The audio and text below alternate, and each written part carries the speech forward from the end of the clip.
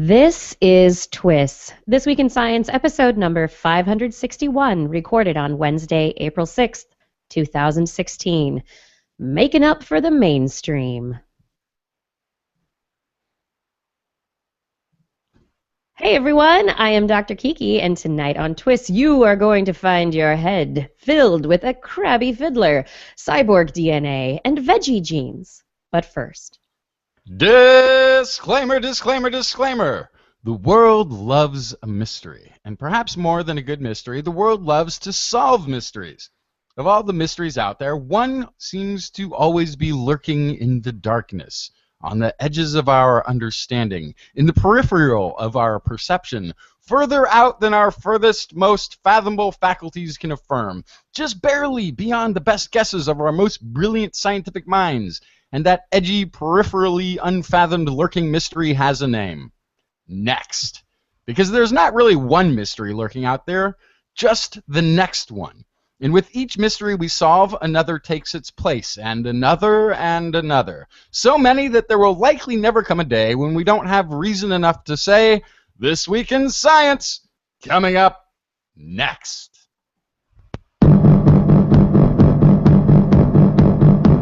I've got the kind of mind I can't get enough. I want to learn everything. I want to fill it all up with new discoveries that happen every day of the week. There's only one place to go to find the knowledge I seek. I want to know what's happening.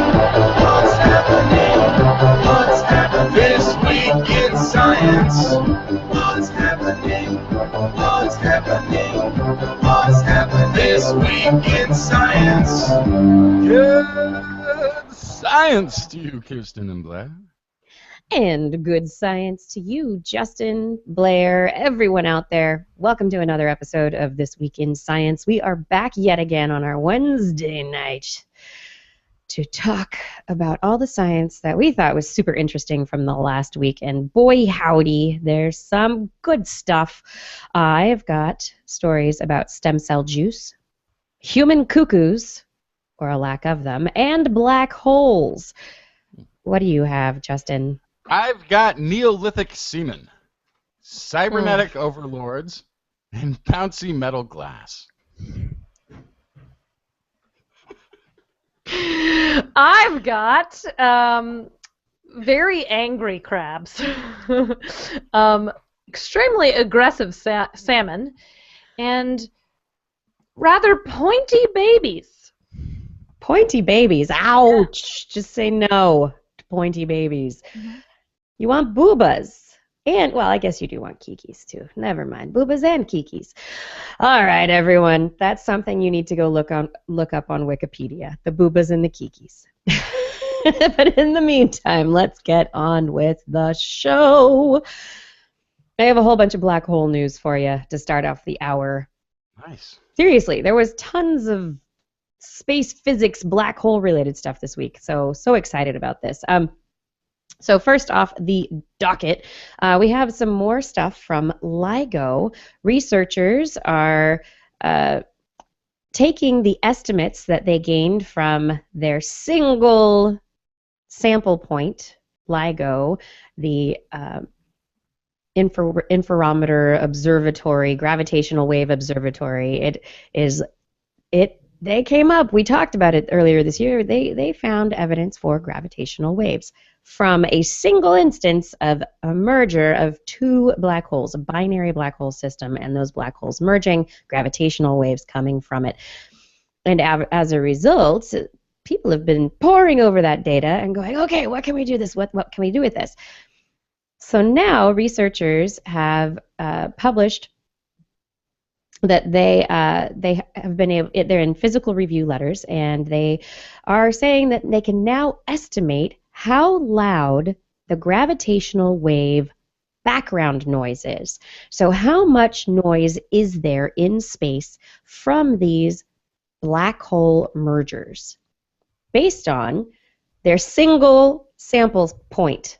So how did they get there to be able to determine how loud it would be? Well, they decided that since they saw it once and they didn't really have LIGO turned on very long, must be a fairly common occurrence. And so they went, hey, common occurrence. So let's give it the bell curve standard Gaussian statistical wave. And so this is, if you're into statistics and standard curves, like this is a straight up bell curve. You start small, it gets bigger, and then it gets smaller again over some measure. Now they figured theirs probably right dead in the middle. So if this is an average occurrence, yeah. Right. If this is average, let's stick ourselves right in the middle of it all, and we'll go from there. So they've estimated that there are about 16 of these binary black hole mergers per year.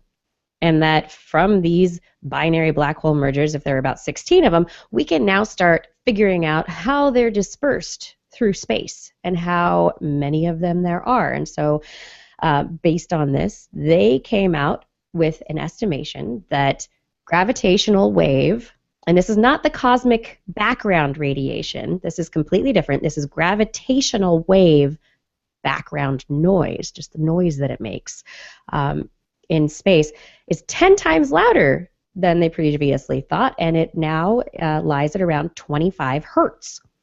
25 hertz is a range that they think will be detectable when LIGO and the advanced Virgo detector in Italy come online, and all of the other, and there's another Indian detector that it's supposed to come online, but they believe that by 2019 they will begin to really listen with full power to this background noise of black hole mergers. Very cool. So, it's a fantastic. So they have a prediction, and it falls already within the range of the next equipment, the next level of detection. That's perfect. Yeah, that's perfectly lined up. Because what if it? I mean, the other thing is, based on what we've initially seen here, we think it's going to be twice as much as we can detect in the next outing. And then the next outing is like, we have to have the outing after that before we can get to. But no, this should be in that range. Perfect. Oh, and I misspoke. It is 16 black hole mergers per year, but per cubic gigaparsec of space. So that's a lot of parsecs. Yeah, but they're able to calculate it out. So anyway, that's some interesting news, but that's only a few years from now. We're going to be finding out a whole lot more about what's going on in black hole land in our universe, and also be able to determine components of the noise that's created by quantum fluctuations after the Big Bang. So if we know what black holes are doing, then we can parse things out a little bit better. Second study up related to black holes, some astronomers last February reported that they had detected a fast radio burst, which is cool because we see kind of the signals of fast radio bursts a lot, but we don't actually detect them directly. And so this was one of the first times, it was the second time ever that we had detected a fast radio burst. Fast radio bursts, we don't know where they come from. So there was this cool thing about the fast radio burst detection, in addition to actually detecting it while it was happening, was that there was this kind of afterglow to it. It seemed like it faded out and fuzzed away.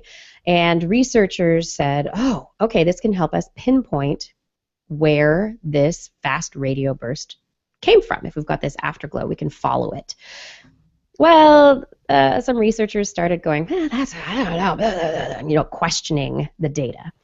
And well, we love it when scientists question the data and go in for more analysis. And what's happened is they've basically come back and they've said, yeah, well, yes, you did detect a fast radio burst, but you didn't figure out where it came from.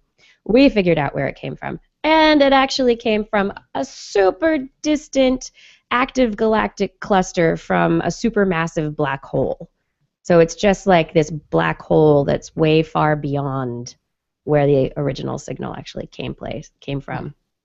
They just happened to be lined up at the same time. And they think that the afterglow seeming of it was just this radiation from the black hole. Yeah. speaking of supermassive black holes, now there's been an idea for a question for a long time. Where do supermassive black holes come from? Like you've got space. They're in space, right? Okay, That's good. I Good thought I was answer. gonna get Good that one right. answer. Okay. But so there's a difference between supermassive black holes and stellar black holes. So we know that when a star reaches a certain size, that it can, when it dies in its death throes, collapse in on itself and form a black hole if it has a certain amount of mass to it. And right. so I guess it goes supernova if it doesn't. It's got two options. You go supernova, or you fall down back on yourself and you become a stellar black hole. yes, and so at one point in time, it was assumed that supermassive black holes were just these stellar black holes that sucked up a lot of stuff and got bigger and bigger and bigger. But over time, what we've found is that that's not possible. So these stellar black holes don't turn into supermassive black holes. And in fact, looking distantly at some supermassive black holes that would have arisen about 700 million years after the Big Bang, because we've been able to detect these quasars that are associated with these supermassive black holes, and it just doesn't make any sense. Like if a supermassive black hole had to suck up enough stuff, from its start as a little black hole, 700 million years would not have been enough time. Yeah. And the time, and then it's also the space is a little rough. I mean, as a for instance, if our sun, it's not big enough to, but say it was a black hole, what's it going to suck up other than the rest of the material in the solar system? At that point, it has to get close enough to something else, another solar system, to even have a shot at pulling it in, gobbling it up. And it would be it would be the same calculation as our solar system merging with another solar system. I mean, it's not going to happen that often. Exactly. And so researchers are still trying to figure out where supermassive black holes come from. So some researchers at the University of Texas and also Osaka University have run supercomputer simulations where they started their little computer universes with seeds of clouds of gas that would fall into wells of dark matter. So they're like, hey, there's so much dark matter, it makes up 85% of the universe. So if it's just there and stuff might be running into it, and maybe that starts the process. And anyway, the majority of their seed particles didn't really do much. They started forming things, but they didn't really do much. However, there's one in particular that grew to more than 2 million times the mass of our sun in only about 2 million years in their simulation. So it was like on the feasible path to creating a supermassive black hole. But they actually didn't get all the way to the supermassive black hole. And so the researchers say, this looks like it might be a potential direction, but we really still can't tell you where whether dark matter and clouds of gas form supermassive black holes, although that's what it might be. Yeah. The I love this quote from the researcher Schlossman from the University of Texas. We're at the forefront, but many questions remain. But the public and their curiosity deserve to have those answers. We cannot exclude anything if we want to keep advancing. Yeah, so the next thing is the James Webb Space Telescope, which is going to be launched in 2 years in 2018, and that will be looking at distant galaxies where this kind of gas collapse is happening, or did happen billions of years ago. So and then here would be the interesting question. Are there these quasars, these supermassive black holes at the center of galaxies because there's a quasar there and it just keeps all this material around it, or is it because it's the center of all this a galactic amount of mass, and being near the center of a galactic amount of mass creates a condition for a black hole? So there's going to be lots of interesting stuff. That that is one thing that has always bugged me. The idea that a star would run into enough, run amok enough to be creating bigger and bigger black hole. Because it's not that common that we have binary stars even, let alone bunches of them sort of clustering and smashing into each other. So yeah, we need to look for a better explanation. Right, and new data out today from NASA. Astronomers using Hubble Space Telescope and the Gemini Telescope in Hawaii have discovered a brand new supermassive black hole that weighs 17 billion of our suns. So it's we might need to stop measuring things in suns, because it seems like in terms of black holes, it just seems like the number's getting ridiculous. Well, what's left then? You're just saying this black hole, it weighs so much, you guys. It weighs like 3 of that other black hole that we were just talking about. Well, we'll have to do it like the Richter scale. Like each number ahead is a magnitude higher than the one I like below. this. Identity 4 in the chat room says gigasuns. That's right. That's right. And so the really interesting thing about this particular black hole discovery is that this black hole that has this massive weight is in a place where it shouldn't be. It's in a very sparsely populated area of the universe that there's not that much stuff, so where did it come from? Mm-hmm. Yeah. Or maybe that's why there's not much stuff. See, this is the thing. What came first, the black hole or the stuff? Stuff has to come first, but then how much stuff? Oh, we have a cameo. A cameo appearance by Kai. Kai wants to say goodnight. Do you want to say goodnight, Kai? Oh, we have to have our thing. There we go. It's our secret handshake. Headache. This is This Week in Science. Justin, what you got? I have a mystery that's been uncovered along the Bonnie banks of the northernmost Scottish Islands. These islands are populated with red deer, which were a staple for food and source of hide, bone, and antler tools for Stone Age Scotmen. However, DNA analysis reveals that the deer in question do not originate from the islands. Dun, dun, dun, dun, dun, dun. Which, as far as mysteries go, is of little surprise, as the region was covered by a glacier 13-ish thousand years ago before becoming an island. So it is to be expected. So unless it was woolly deer. Right. It is to be expected that few, if any, creatures can be considered to be true natives. All the animals on the island, in fact, including deer found on the islands today, must have been introduced by seafaring people, perhaps starting as early as 10,000 years ago to more recent times. Maybe a little bit of swimming between the closer islands for some of the animals. So these deer are likely to have come from nearby places such as mainland Scotland, Ireland, or even Scandinavia. As far away as Norway would be a possibility, right? But that is not what the DNA of these deer is telling us. DNA analysis of Neolithic deer bones found that those on the most distant northern islands were genetically dissimilar to deer from Britain, Ireland, Western European mainland, and Scandinavia. What? They are dissimilar to all of the surrounding regions.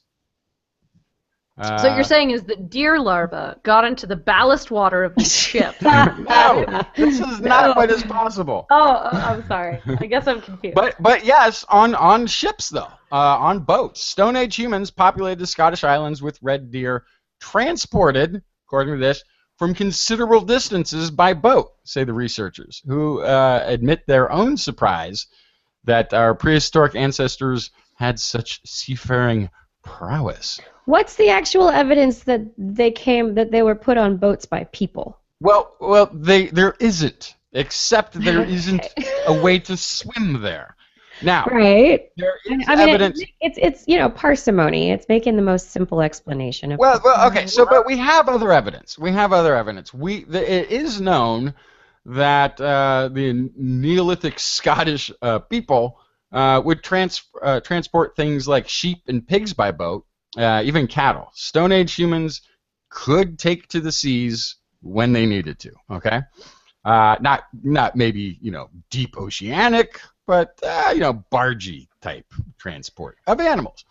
But yeah, the fact that they could do this with a pretty large wild animal is pretty crazy. The results imply that Neolithic humans were transporting deer considerable distances by sea from an unknown source, and they predict that these deer arrived 4,500 to 5,500 years ago. So not very long. For a few reasons. One being that deer are some of the most skittish animals I can think of. Right. How'd you get a deer on a boat? So this is the quotey voice here. This is, I think, David Stanton of Cardiff University. Perhaps humans managed deer, having long-term relationships with herds that allowed them to plan, capture, and transport deer on longer voyages. Yeah, so now the hunt is on to find the ancestors of these deer.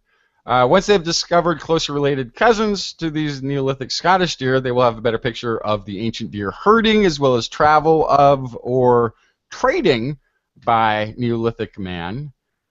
Because this could be a scenario of Neolithic Scots who are traveling vast distances and then shipping the deer over long distances, or it could be some sort of traveling nomadic deer people who go around trading in deer everywhere they go, and they could have gotten them very close, right? Is there any chance there was a land or ice bridge?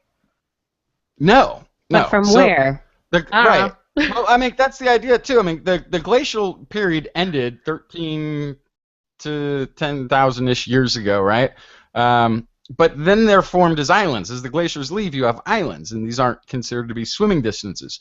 Some little in-between region of time, perhaps. But the problem is, then you would expect, as they expected here in their DNA analysis, that you would find a relative of these deer in one of the other islands, one of the mainlands, maybe all the way to mainland Europe, maybe all the way into Scandinavia, and that's the problem. They're not closely related. They're very dissimilar to the deers in those regions have some similarities, but these deer are standing out as not being part of that group anywhere. So, mystery deer. You know what Michael Myers would have said about that? If they're not Scottish. Well, right, but they've been Scottish as long as there have been Scotsmen. To be fair, okay. To be fair, I mean, this is actually what's kind of interesting here. Actually, now that I've taken this back a bit, there were Neolithic people who were there in this region before, but the 4 to 5,000 year range is about the arrival of those sort of Eastern Europeans that came in and sort of started to dominate the landscape. Because there was a people that were there before, and they're not the peoples who are there now. It's possible that these are the people that brought these deer. Time frames would sort of match up rather well. It's fascinating to me that you would choose deer for a few reasons. So one is that they're so skittish. Another is that they actually don't have that much meat on their bones. If you were picking sheep or deer, the sheep are going to give you a lot more food per animal than a deer would. Well, they used them for food, they used them for hides, they used their bones, and they also used the antlers. Antlers were the first plow. This is what they used to churn up the earth. It's got to be that. It's got to be the sinews, the tendons might have been used longer. Maybe if they're longer, they can make a bow or something. I don't know what I think that's got to be what it is. It's got to be for the furs and the antlers. And it could have been, and this is also, because this is sort of weird, but it's matching up a little bit with Bronze Age arrivals of peoples who were doing more farming and such. So they could have been traded to the folks to the islands. They could have been transported by the island dwellers themselves. We don't know, but there is a mystery and there's an answer out there.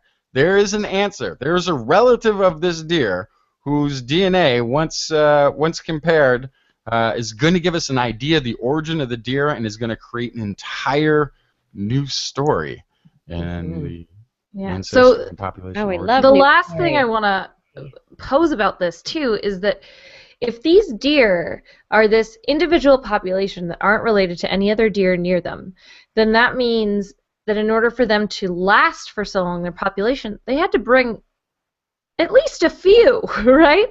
They couldn't be that inbred or the population wouldn't have grown and lasted. Right. So now, so here's the other part of that story, though. Right. There's red deer there now, but the Neolithic deer. So they were testing old bones.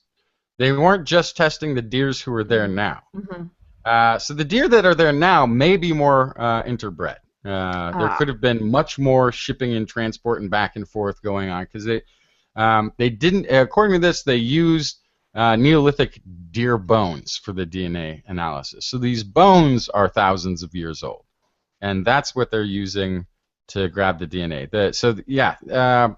Interesting. I don't see something specifically in terms of the current population of deer that are there now, but red deer have been throughout the mainland Scotland, the whole region, Neolithic times.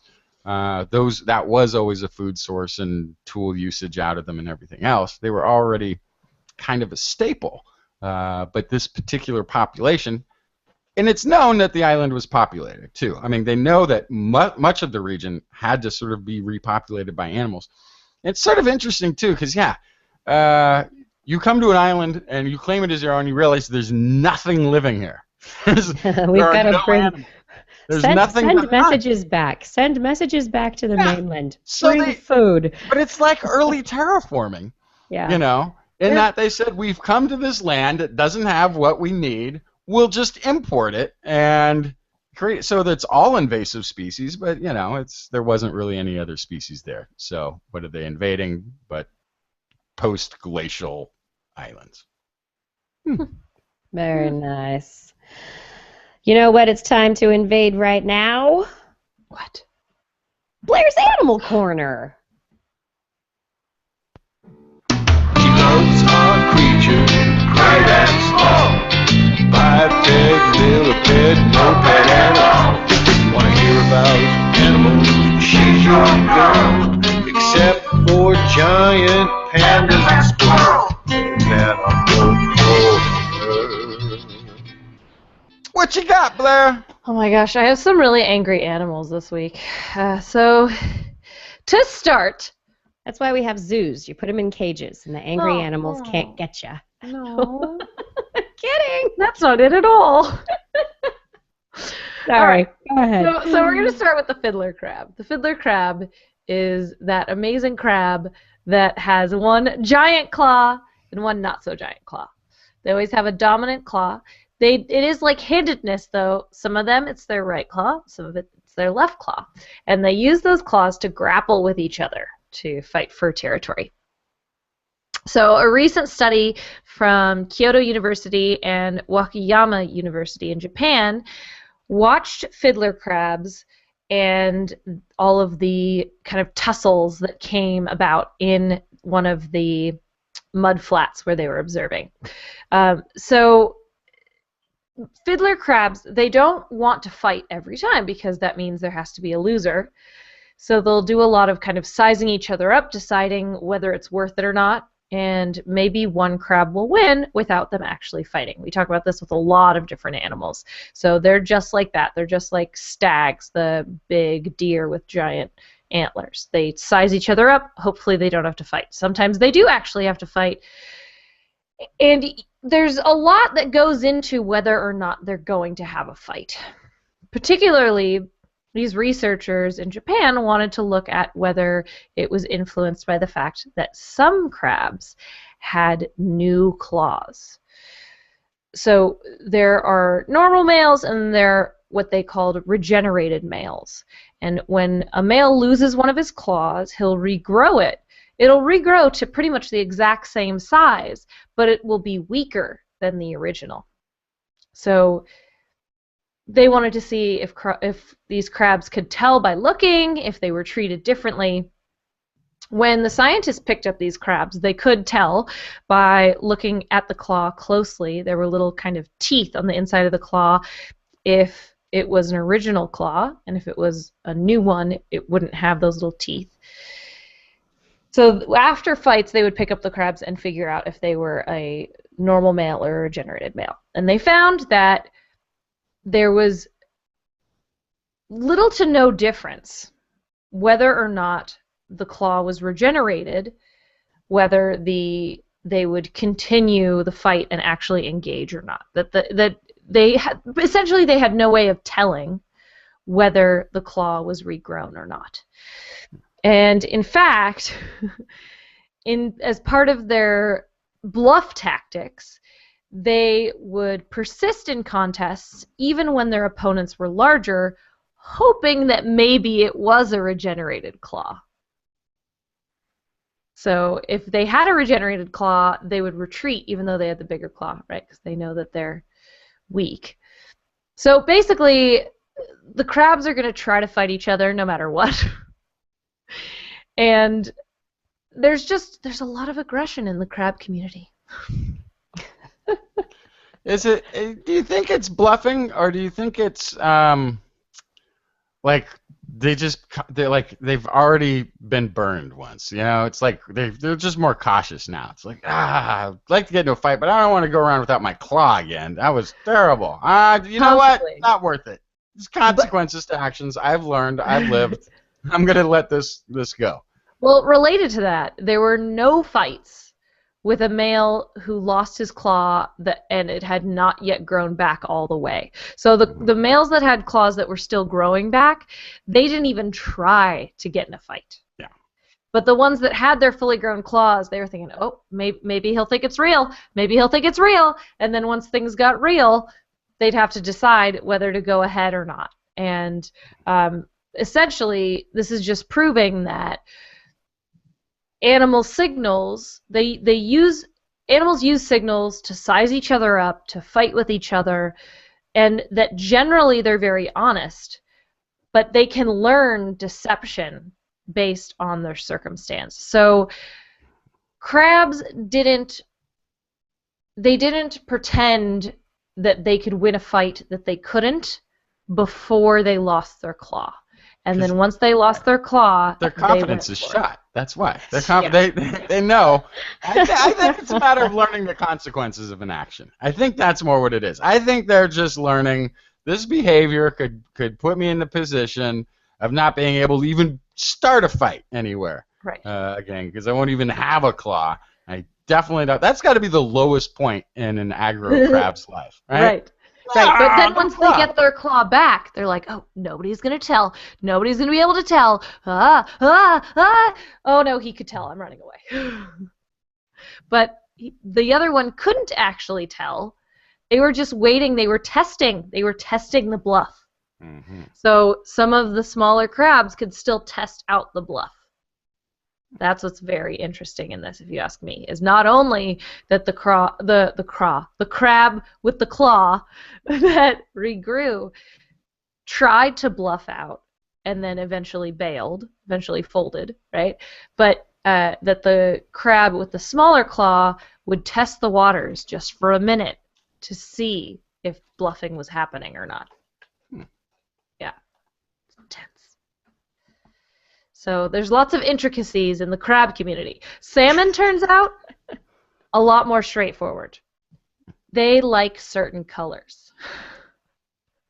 So looking at coho salmon, in a University of British Columbia study, they just put 100 salmon, into tanks with different color backgrounds. They ranged from very dark to very light. They also included a couple of blues and grays. Now the blues are really important because in aquaculture, salmon are usually put in a light blue tank. Turns out these salmon are up to 4 times more aggressive in lighter backgrounds than in darker backgrounds. So they're less aggressive in darker backgrounds. And they also favored, when given the opportunity, they favored the darker areas of a tank if the tank was half dark and half light. Beyond that, if there was a dark space in their tank, they were less aggressive overall.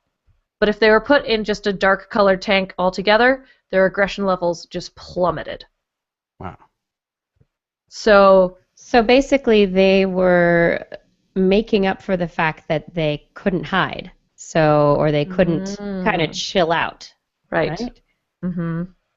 Yeah, I kind of thought of it more like putting a towel over the bird cage. Just made them kind of calm.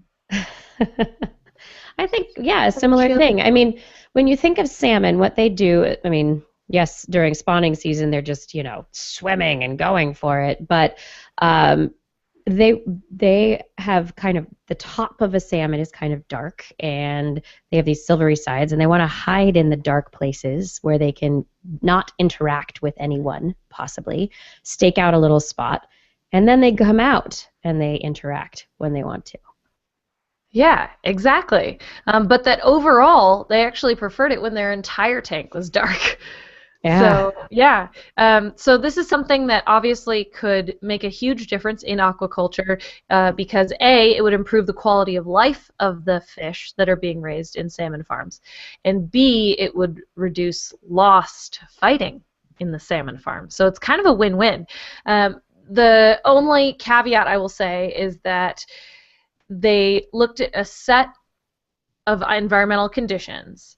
So they haven't tested this against variables such as temperature, fish age, time of year, so that means seasonal changes too. So this might not be an across-the-board thing, but it kind of is starting to look that way. So it definitely begs for more research, and then after that, perhaps reassessing our aquaculture tactics. I think that it's very funny because the light blue, I can tell you exactly why we put salmon in light blue tanks. It's because the ocean's blue, right? Yeah, so we assume. Except, I mean, but how? Really, yeah. But that was the question that I was going to get at. So for part of a salmon's lifetime, they go out to ocean, and they go like deep ocean. They don't just stay right by the coast. They go out to sea. And so if they're out to sea, how deep are they going? How far within the water column are they hiding? Mm-hmm. How dark is it where they are?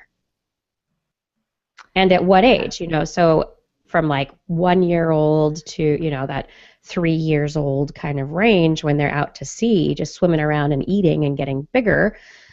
I mean, are they just out there kind of hiding in the depths and coming up to feed a bit? Yeah, absolutely.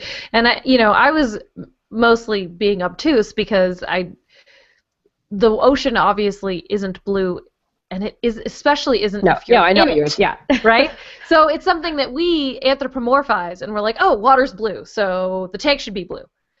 And in reality, there might actually be tests that we could do to figure out what color will actually make our fish the most comfortable and the most successful. Yeah. It's kind of a whole new level of, when you buy aquarium rocks, do different colors cause your fish to act differently? It's possible. I don't know, but I did that today, and I got blue. Light blue or dark blue? Darker blue, sort of, but yeah, it's the darker blue. But, so you might be okay. Yeah, I might be all right. But now I don't have a background color for the fish. Yeah. I didn't put it so maybe I got to put a dark screen on the back there to make them feel calmer. Yeah. You certainly could.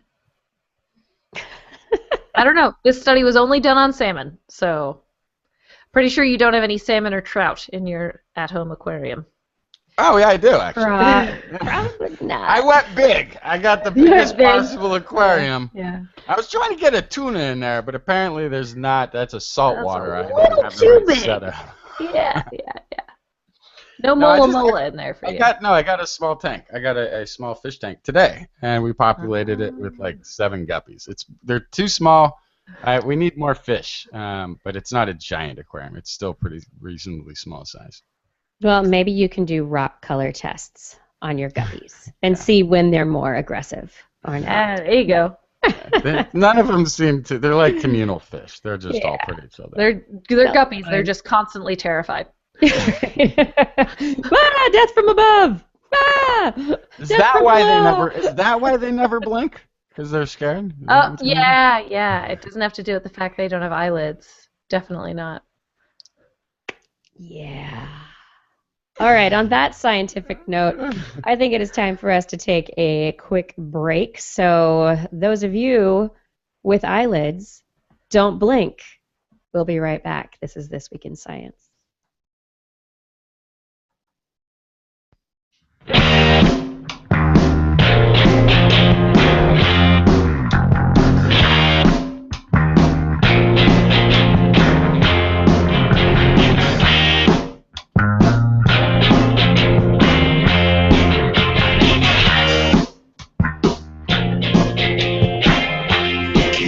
Explain the things you heard with more than intuition.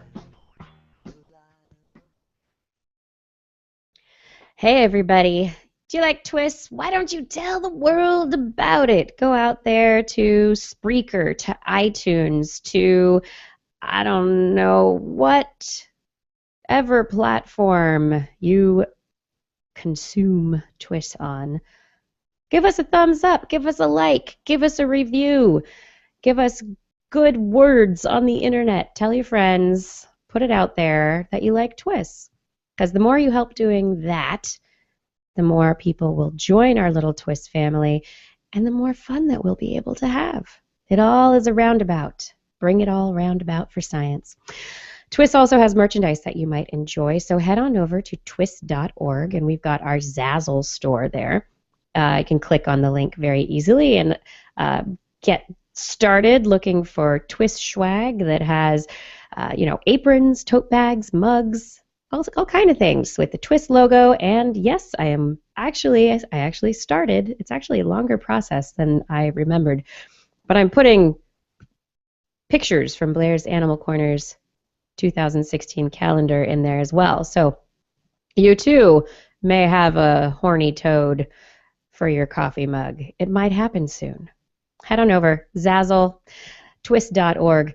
Oh, and we have a Cafe Press site. This Week in Science has a Cafe Press site as well, so go look for, if you like Cafe Press, go look for This Week in Science on Cafe Press. There's other shirts, old shirts. Oh my gosh, this is like ancient, cool shirts that we made back in 2005. So if you want retro, head over to Cafe Press and look for This Week in Science. TWIS is supported by listeners like you through your donations as well. So your donations pay for everything that we do, from people that we need to hire to get things done when things break or just to make new things happen, our bandwidth just to store the show and to get it out there for you to download, all of this stuff, new equipment. Your money helps keep this show running. Your money helps us do this show and keep bringing it to you week after week. And the more that we are able to fund this little show, the more stuff we will be able to do and the more stuff we will be able to bring to you. You make this show possible. You are our executive producers. You are the people who fund this endeavor. We thank you for it, but really we appreciate any amount that you're able to give. Really, $2, $1, $100, whatever and however you're able to give really keeps things going. You make it happen. It's all about you here. We accept donations two ways. We have PayPal buttons all over our website, twis.org. Go look for the PayPal buttons. We also have a Patreon account, patreon.com/thisweekinscience. There are links on the website as well, twis.org. And if you just want to go there right now, patreon.com/thisweekinscience. Whichever your preference, click, donate, and keep this engine of science running. Rev, rev, rev, rev. But if you can't afford a donation, things like I mentioned earlier, just giving reviews on websites, letting people know about TWIS, sharing TWIS with the world, that will keep us going too. If you want to help us do things, send me an email. I think I might have things I need help with. So I don't know, if you want to volunteer a little bit, let me know. Oh, I would like that as well. We really could not do any of this without you. Thank you for your support. Through the juices and pills and the creams, your body's lost toxins, whatever that means. You've stopped eating all of that sinister food. Your dinner tastes awful, so it's gotta be good. Still, you can't believe what a skeptic I am. I can't believe you believe in that sham. We disagree, but I still give a damn. And we are back with more This Week in Science. Oh, yeah, we are back. We've got a whole bunch more science for you. This is the second half of the show. And Justin, cyborgs, really? You're building one? No, I'm not building one. But here, look. All the discussions that we've had on this show about world robot domination, we may have overlooked one important feature in our future robot masters. They may end up being a lot like us. So much, in fact, that they may not be robots at all, but synthetic life forms built like a robot, but based on the same building blocks as you and I. Call them synths or cyborgs if you like. But when the day comes, you may not be able to tell them from any other living thing you are used to seeing in your day-to-day experience.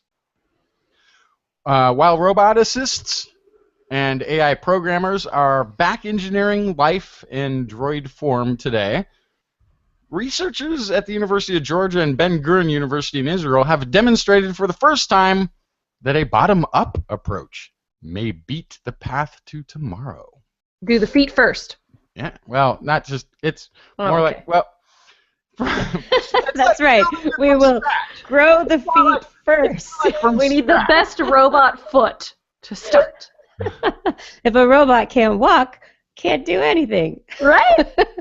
This is true. This is Makes true. perfect sense. No, they're starting even at a more of a base than the feet. They have built nanoscale electronic components from single DNA molecules. Their study, published in the journal Nature Chemistry, is touted as a promising advance in the search for a replacement for the silicon chip, and may lead to much smaller, more powerful, and more advanced electronic devices, according to study's lead author Bingquan Zhu. For 50 years, we've been able, this is Quotey Voice, for 50 years we've been able to place more and more computing power onto smaller and smaller chips. But we are now pushing the physical limits of silicon, says Zhu, who is a associate professor in the UGA College of Engineering and an adjunct professor in chemistry and physics. That's a lot of schooling he's gone through. If silicon-based chips become much smaller, their performance will become unstable and unpredictable, and of course, therefore useless, right? To find a solution to the challenge, you turn to DNA. He says DNA's predictability, diversity, and programmability make it a leading candidate for the design of functional electronic devices using single molecules. Whoa. So in the Nature Chemistry papers, you and collaborators at Ben Gurion University used a single molecule of DNA to create the world's smallest diode. Diode being the electronic component that allows current to flow in one direction but prevents it from going the other way.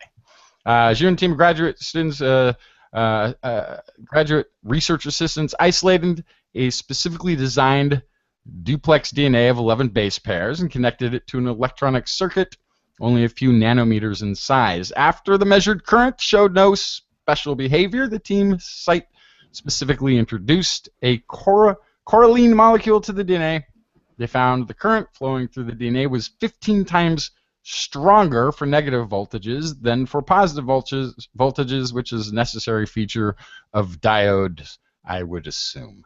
This finding is quite counterintuitive because the molecular structure is still seemingly symmetrical after choline intercalation, Zhu says.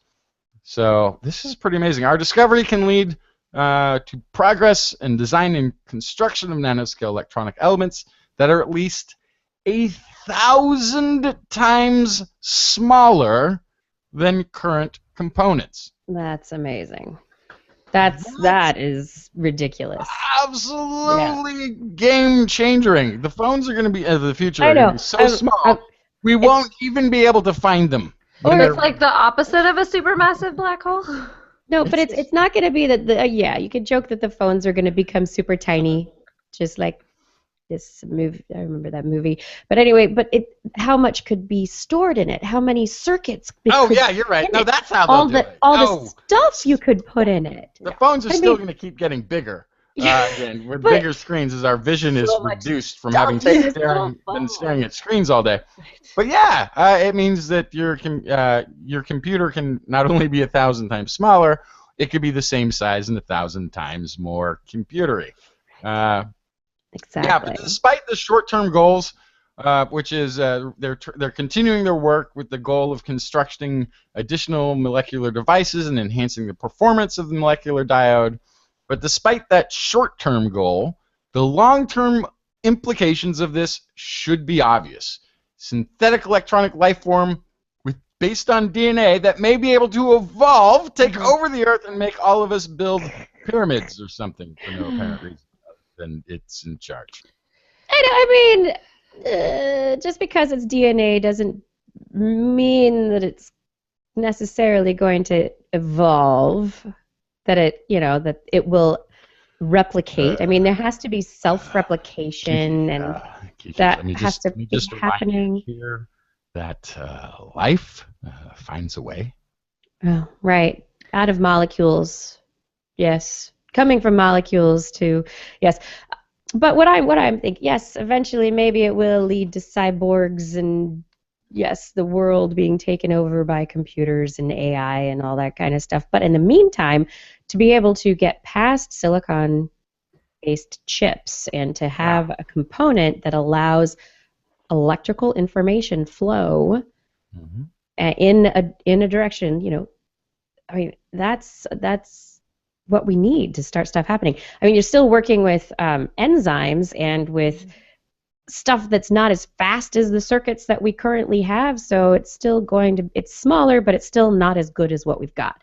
So I think they still have, and probably I would imagine actually manufacturing this kind of stuff is going to be quite an ordeal to make that happen. Short term. Long term, this is going to accelerate beyond Moore's law. It's just going to accelerate. This is the step that's needed to exceed, at least keep up with Moore's law. And one of the things that's also really, I think, going to be affected by this. Of course, all of our technology here, we can have more computing in smaller spaces, this sort of thing. I think we've got probably more computing powers than we really know what to do with at this point. Anyway, we got to catch up with our own technology right now to figure out what to do with our great new technology other than make it better. Yes, go or something, right? But if you consider the expense of getting anything into space, anytime you can make technology smaller, more compact, you can put bigger, larger computers and sensors and technology into space cheaper in smaller packages. It makes that much more accessible, much cheaper, much easier to do. So every aspect of life could be transformed technology-wise by this invention. Not tomorrow, but soon down the road. And then, really, this is such an easy tie-in to the cybernetic robot brain that that it may lead to conspiracies that we were all constructed by ancient scientists. All life is a form of robotic. No, that's a different. Stop it! That's a different story altogether. Stop it! Did you guys read that story or hear the story this last week? About the vegetarian gene. Have you heard about the vegetarian gene? No. So some researchers at Cornell have been looking at specific populations of individuals and genes related to metabolism, specifically diet and the processing of omega-3 and omega-6 fatty acids. And so what their study has determined is that there is genetic variation that has come from eating particular diets, like drinking milk. Like a few years ago, we learned about our adaptation, a new gene or a gene variation for processing lactose, milk sugar, right? So more Europeans have this gene than others because they had a heavy period of cow farming, right? We got the cows, we're gonna drink the milk, we're gonna eat the cheese, gotta process it. Woohoo! Changed the gene there. So they discovered at Cornell that a specific segment of DNA has made it into vegetarian lineages. So specifically looking at mainly vegetarian population in India, also Africa, and also Southeast Asia. But it's an interesting point that the reason that this variation came about is that vegetarians there's a particular fatty acid that we usually get from our diets, from eating meat. But if you're vegetarian, you have to produce it yourself. And it's hard to produce it. You have to get these special oils and all sorts of things to be able to get the proper nutrition. And the dietary pressure of not having the right nutrient has led to a variation in genes that some people can produce it in higher levels themselves. So they have higher levels of the right omegas.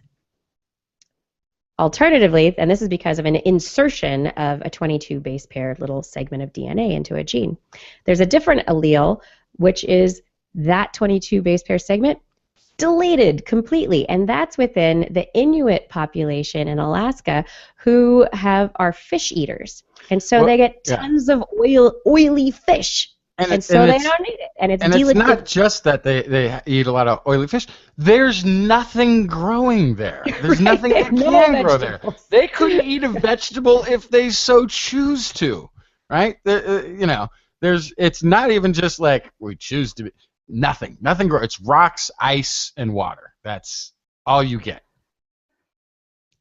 Yeah, and so the interesting thing about this that people who were reporting on it over the last week, it kind of hit the media, and this story took a couple of different interesting turns. The headlines, if you go looking for this story, are kind of interesting. There's one typical headline that says, if you eat a vegetarian diet, your genome is going to change. Huh. You're going to grow the vegetarian gene.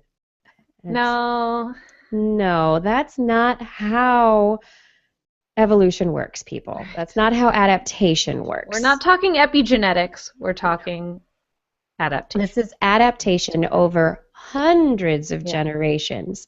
Now, it's interesting, this is a relatively new mutation, but it's hundreds of generations of people, which goes back, thousands of years, right? So we don't know exactly when it came about, though. That's the thing that hasn't been determined yet based on the data so far from genetic samples they've taken. They haven't been able to get that information of the molecular clock yet to figure out how far back it was inserted into these vegetarian pressured diets. And it's not even, and there's another idea that comes from this also, is that we have not always been vegetarian in some areas. In fact, when we were just getting started as Homo sapiens, we probably had a very different ratio of these omega-3s to omega-6s, different fats that we were getting, where it was probably about a 4-to-1 or a 1-to-1 ratio even. And now the Western diet, the ratio of these fats to each other is somewhere around 10 to 15-to-1. So it's way off.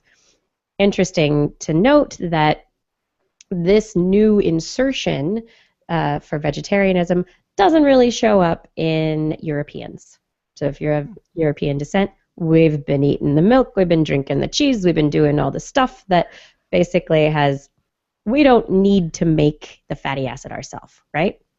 If that's what for hundreds of thousands of years your ancestors have been doing. But what comes out of this, though, is that some of this fatty acid and omega-3 processing influences is inflammation. And the wrong balance of omega-3s to omega-6s can lead to more prevalence of inflammation.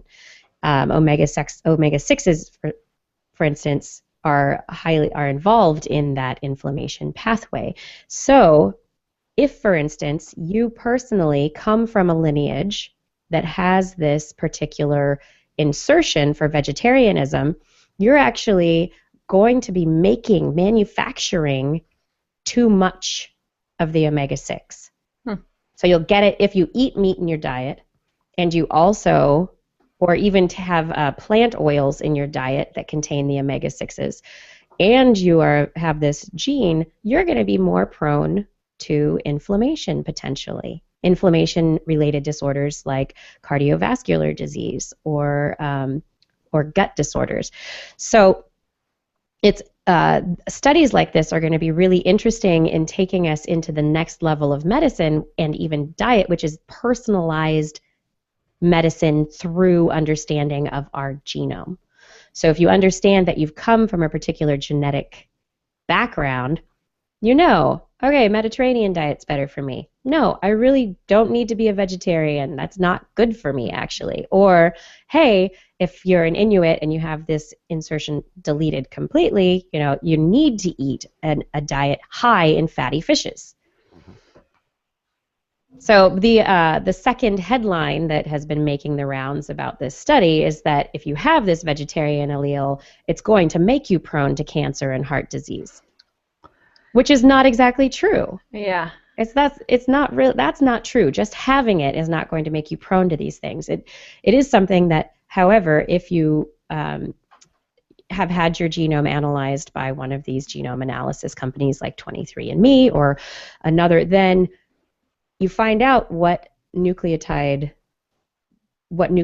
you have, what sequences you have, how it matches up, and then you can go to your doctor and say, hey, I have this. Can you help me figure out how I should eat for better health? And your doctor will go, huh? Right. Well, I think that perhaps in 30 years, So I've got a chart.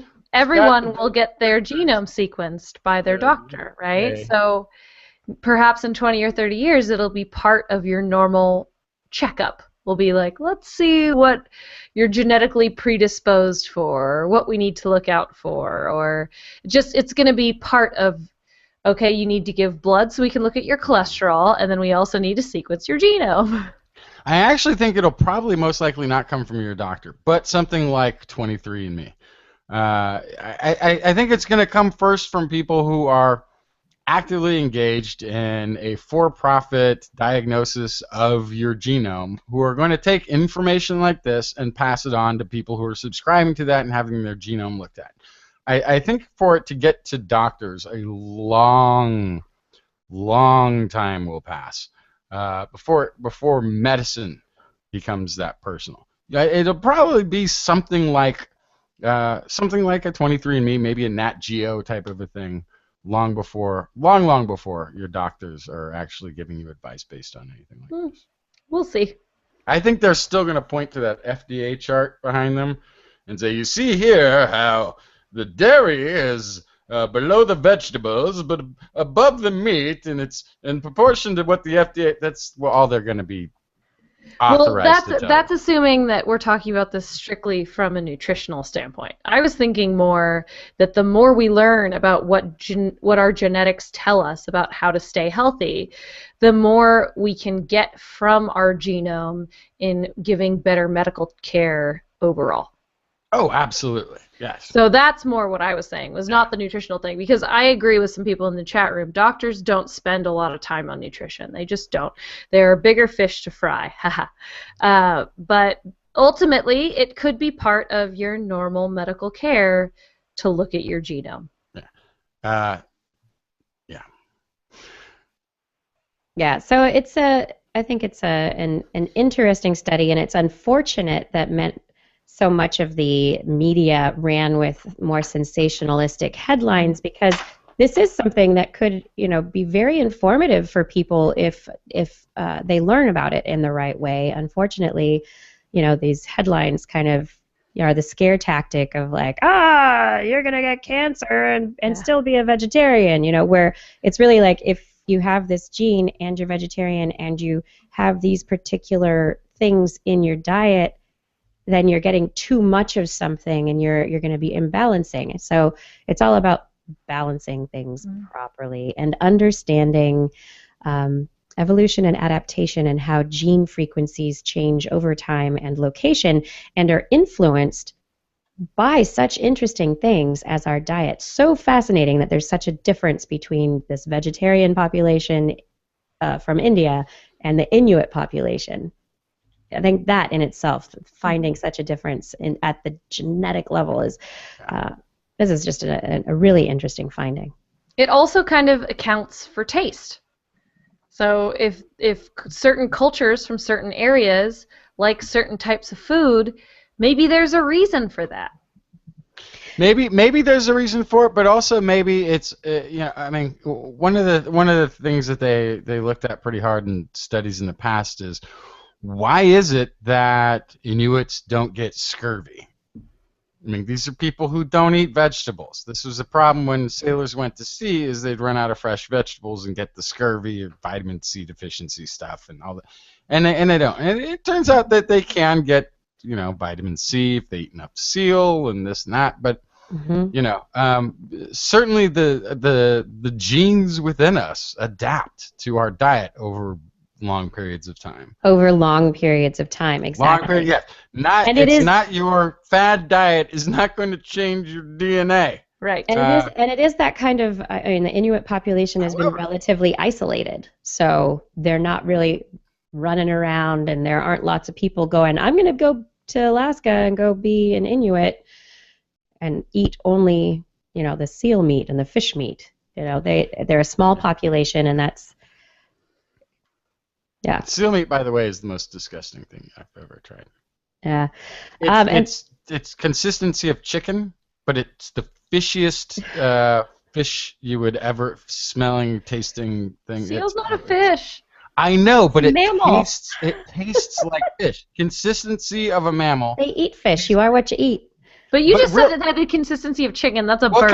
I know, but it kind of did. It kind of reminded me more. It was more sinewy. So far, you're 0 for 2. No, I've had seal. This is what's weird. This is why seal was such a bizarre thing to eat. It's two different animals in one overloaded flavonoid of.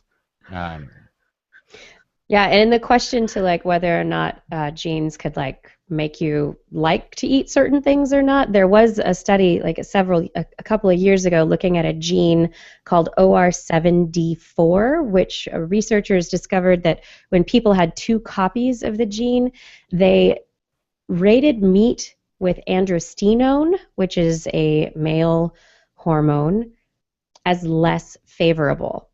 So this is so if you have 2 copies of this gene, you don't like, say, the smell of pork from uncastrated male pigs. Whoa. Or you rate it less favorably. Okay. It's a gene that lets you smell the boar taint. Wow. Gross. Right? There's so much wrong with that sentence.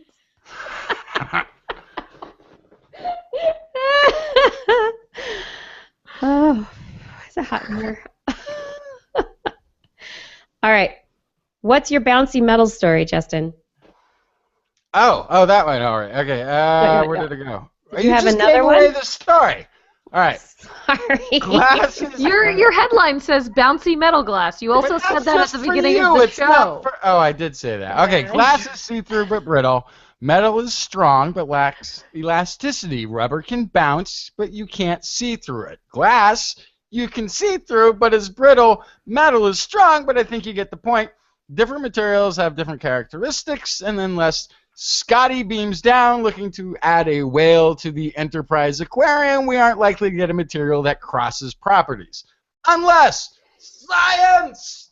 takes place. Researchers from USC, University of California, San Diego, and Caltech have created a new material with an unusual chemical structure that makes it incredibly hard and yet elastic. The material can withstand heavy impacts without deforming. Even when pushed beyond its elastic limits, it doesn't fracture, instead retaining most of its original strength. That makes it potentially useful in a variety of applications. They point to drill bits, to body armor for soldiers, to meteor-resistant casings for satellites, to maybe even skeletons for future cyborg overlords. Yeah, bringing it back. In the journal Scientific Reports, researchers from those universities announced the creation of the material, which is produced by heating a powdered iron composite up to exactly 630 degrees centigrade, which is 1200-ish degrees Fahrenheit, and then rapidly cooling it. They named it SAM2X5-630. Of course. Catchy. Right?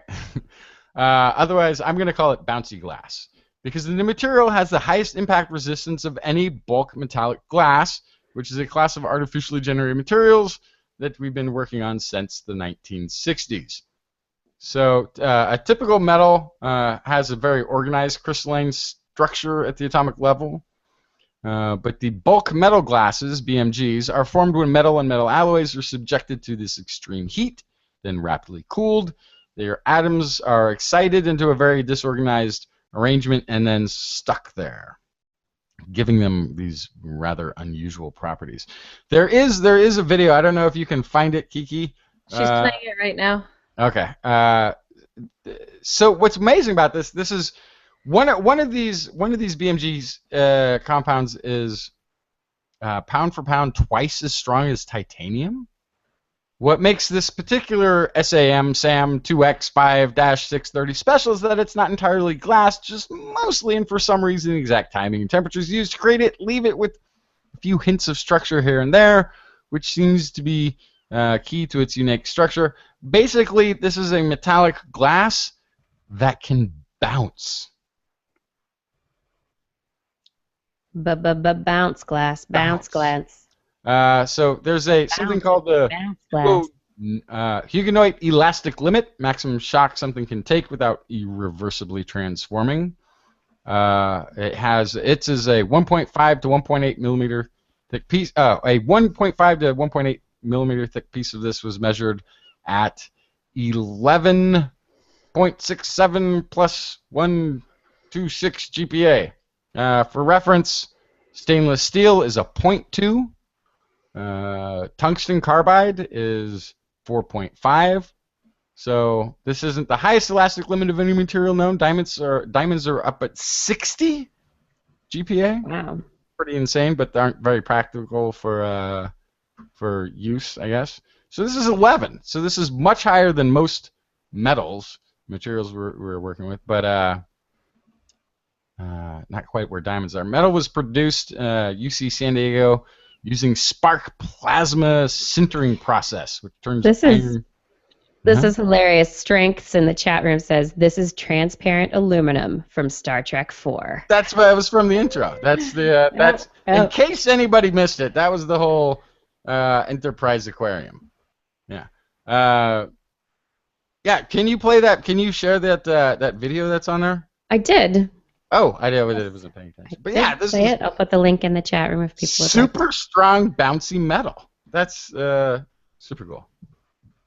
Yeah, I mean, to be able to use something like that, I mean, yeah.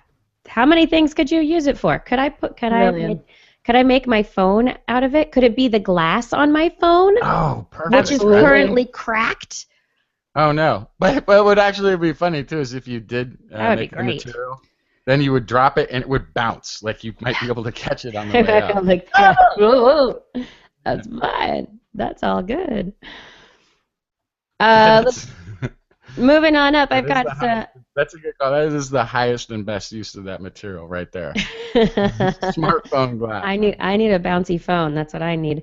How about bouncy brains? our brains, unfortunately, do not bounce back from injury the way that we would like them to. No, they do not. Well, researchers have been trying to find new ways to heal the brain after brain injury, specifically radiation, damage from irradiation. And because very often radiation will lead to damage to brain structures, lead to inflammation. It will, even though you might be able to kind of help the brain, there is cognitive damage down the line. And so researchers are trying to figure out a way, especially with kids, to get brain cancer treatments like irradiation to not be as damaging to the brain. So say you've got a child with a glioma or some other form of brain cancer, and they go in for radiation, they're going to have cognitive problems later. How can you stop that from happening? What they discovered from their and other stem cell studies is that stem cells can actually help to kind of keep the damage from happening. But stem cells themselves come with a whole bunch of tricky issues, right? It's not, you can't just use stem cells, can't just take stem cells and stick them into the brain. They have their own issues for sometimes causing tumors and other problems. So they have discovered that it's not necessarily just the stem cells that are having the effects. It is these little packets of information that the stem cells use to connect and communicate with each other and other neurons. So they're called microvesicles.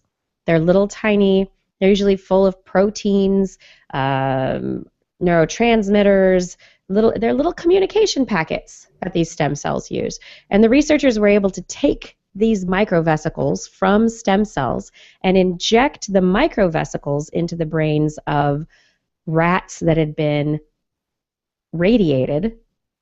And they found that that those rats that got the microvesicles versus ones that didn't, the cognitive problems weren't there. So rats that had been irradiated, they were expected to have cognitive decline. If they got microvesicles, their cognition was not affected.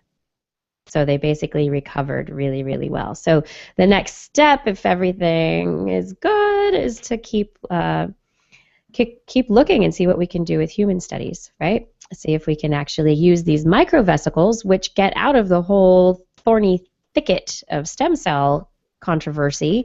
Using the microvesicles themselves could be a really amazing way to protect the brain from many types of inflammatory brain trauma. Yeah, which is really, really cool. I just thought it was a very neat study. Stem cells solve all problems. Yeah, right. We're going to fix the world with stem cells. It kind of seems like it. Well, stem cells and the blood of children. Fair. Yeah, no, we'll talk about that some other time.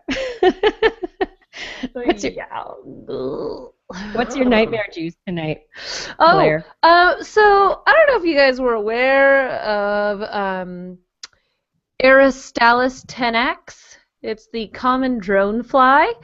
Well, when they're babies, when they're little larvae, they look like, drumroll, this. Yeah. So those are called rat-tailed maggots.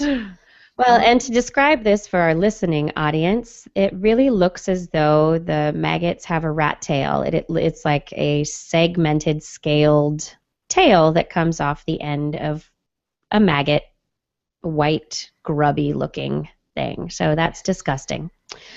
Thanks for that, Blair. Yes. Well, actually, they have an interesting story, which is why I brought them up, not just to scare you. So they live in they live in stagnant water, basically. And the rat tail, quote unquote, is actually a breathing tube that sticks out of the water, getting even more charming, right? Well, that stagnant water is also filled with bacteria, fungi, and algae. How do they survive? it turns out they're covered in spikies. Oh, I love spikes. Yeah, the spikes, the spines, are so teeny tiny, and they're made of stacks of hollow core discs. The scientist who discovered this described it as the stacking rings that babies play with. But these spines are so teeny tiny and so well clustered that bacteria can't stick. They can't get onto the larva. It also is it repels oil, which also means that it keeps biofilm from forming on them, which could also be a way to get to the maggot. So this is extremely, they found a way to sterilize their body in a disgusting place. And this is something that we could potentially use in a lot of different ways, particularly in the medical field, thinking about how biofilms foul surgical instruments all the time, or devices that are going to be implanted. So if we can harness these little spines, it could be a great breakthrough for science. And then I have to throw in the quote at the very end of the article from Matthew Hayes, a cell biologist at the Institute of Ophthalmology at University College London in England. He says, "I've loved insects since I was a child, when I would breed butterflies and moths. I'm just so chuffed to have discovered something a bit new about insects." Oh, the British. I know, right? They have such a nice way of, I'm chuffed. He's chuffed. Dead chuffed. Chuffed. Chuffed. No, that's really interesting. So these spines keep the bacteria from growing on it and save the maggot from an early demise, so that these drone flies so that they can grow into their adult form of the drone fly and then be a drone fly.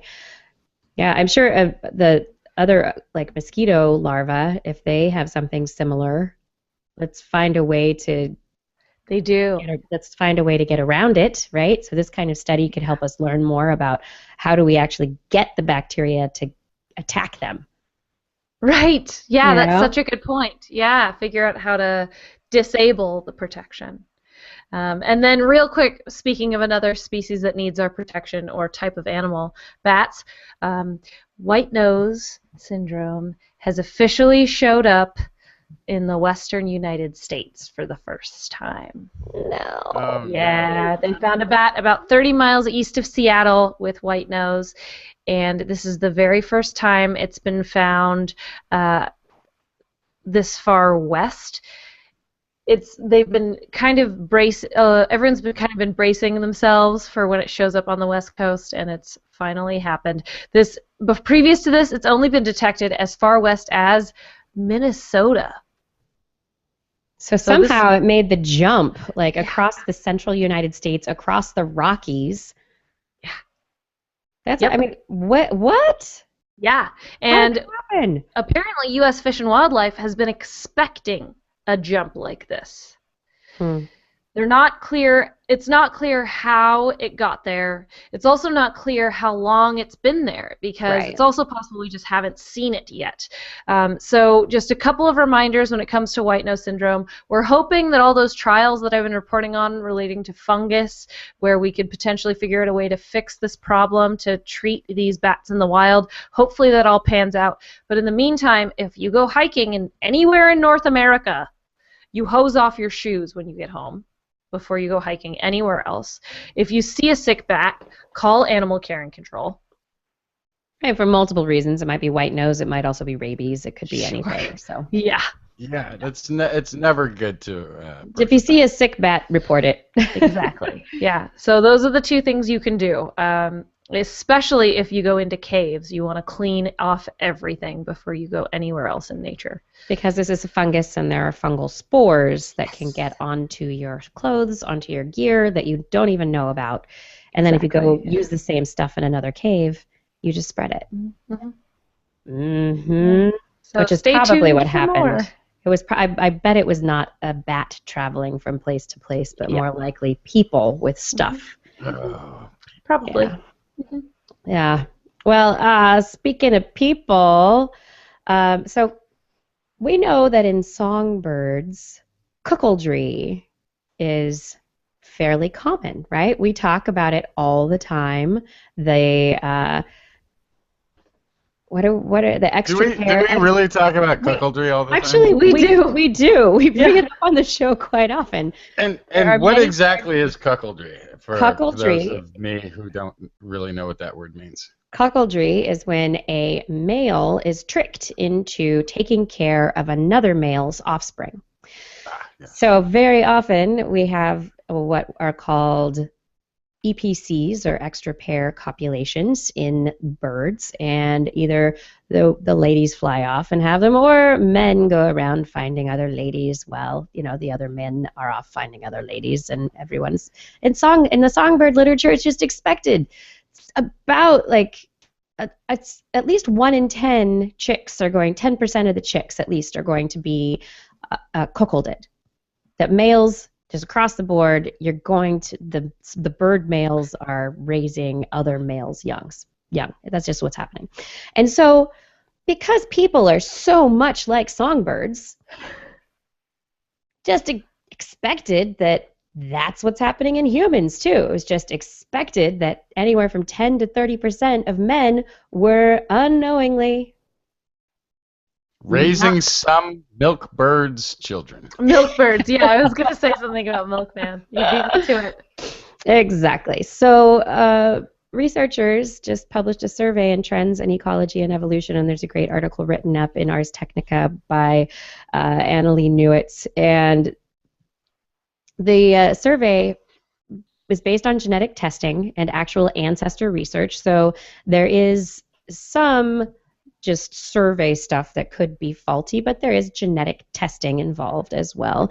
And the result is only 1 to 2% of human males are likely parenting someone else's child unknowingly. And so it's a really interesting thing that this study came out of, for years, people just expecting that humans were the same as birds, when we're not. And the authors say, as Annalee quotes, that extra pair paternity rates in humans have stayed near constant at around 1% across several human societies over the past several hundred years. So this isn't even something new as a result of modern technology and contraception. So it's okay, because that was one of the things I was going to ask about. This contraception. That's so interesting. That this is typical in human society, that we don't cuckold that often. That even if females are having extramarital affairs and copulations, that the cuckolding is not happening. So there's a few things going on here. So one, is it that the men find out? Or is it that they're told to? Or is it 3, that there's just less extra pair copulation happening overall? Right. So there are many, many different possibilities. Or is this all this 1% an episode of Maury Povich? Right? Like, is that what they're talking about? Yeah, that's exactly what they're talking about. That's sort of... I think the feathers would be a dead giveaway, though. Probably. Like, my kid had feathers and a beak. I'd be like, I think we're raising some other birds. Right. So that's something on that note, that in birds, very often they'll even raise the young of other species. Yeah. So they're just not paying very close attention. They're not paying. Yeah, exactly. They're not paying the same attention as say people, where you go, hey, how come that kid has blue eyes and red hair, and I've got brown hair and dark skin, and so do you. So if you know just a little bit about how traits get passed down, you're going to recognize whether or not a child is yours. Right? Yeah, and our society pays a lot of attention to that, too. We talk about, oh, he has his father's eyes, or, oh, she looks just like her mother, or we assign a lot of these things. We pay very close attention to those things. Also, our offspring spend a lot longer with us than baby birds. And so the last paragraph of Annalee's story, which I I love this. Okay, she says, ultimately, conclude the researchers, quote, the potential genetic benefits of extra paired children are unlikely to be offset by the potential costs of being caught, particularly in such long-lived species as humans with heavy offspring dependence and massive parental investment, just like you just said, Blair. Basically, women aren't cheating because the costs are too great. Or, it could just be that researchers have completely misunderstood the role of extramarital sex in women's lives. Haha. Which is also a possibility, that maybe we're not looking at it from, that research into this stuff has been looking at it from an animal behavior perspective, looking at it from, especially if you consider the fact that it's taken so long for anyone to look at it from outside of the perspective of animal literature, that maybe looking at what women are doing in their research, in their relationships and for their sex lives, that we just haven't been asking the right questions. Especially when research has been dominated by men doing the research for so long. Oh, I said it. Yeah. So anyway, it's a very interesting point, and there's some interesting questions brought up. I think. What? Good point, though, Kiki. And someday I'm going to ask, just generally, what took women so long? I mean, where were you? We were doing all this heavy lifting in science, and guys were. I know we were just messing around in the kitchen. It's about time you showed up. Yeah, I was really just enjoying being barefoot and pregnant. That's all. Enjoyed it so much. I was just watching my soaps. Yeah. Oh, good. My program. And the next awesome, weird story. World robot domination. Robots dominate our physiological responses as well as so many other things. A new study that's going to be presented in Japan. It's out of Stanford University. It's going to be reported at the International Communication Association meeting in Fukuoka, Japan. The researchers took a really cute little robot. This is a robot that, let's see, what's the name of the robot? Aldebaran Robotics Now, NAO, human-shaped robot. Very cute robot. Looks robot-y, but it's also got a human form to it. And they asked people to, or the robot actually verbally asked people to touch the robot. So we had people being told by the robot to touch the robot. And then meanwhile, there were sensors on the participants' fingers to measure their galvanic skin response, which is a measure of how aroused you're getting. And it's not necessarily sexual arousal. It's just arousal, that emotionally you are aroused in some way. It's a change in your physiology. And so touching normal parts of the body, totally no problem. I'll touch your hand, whatever. But when the robot asked participants to touch sexually related parts of the robot body, people got aroused. No.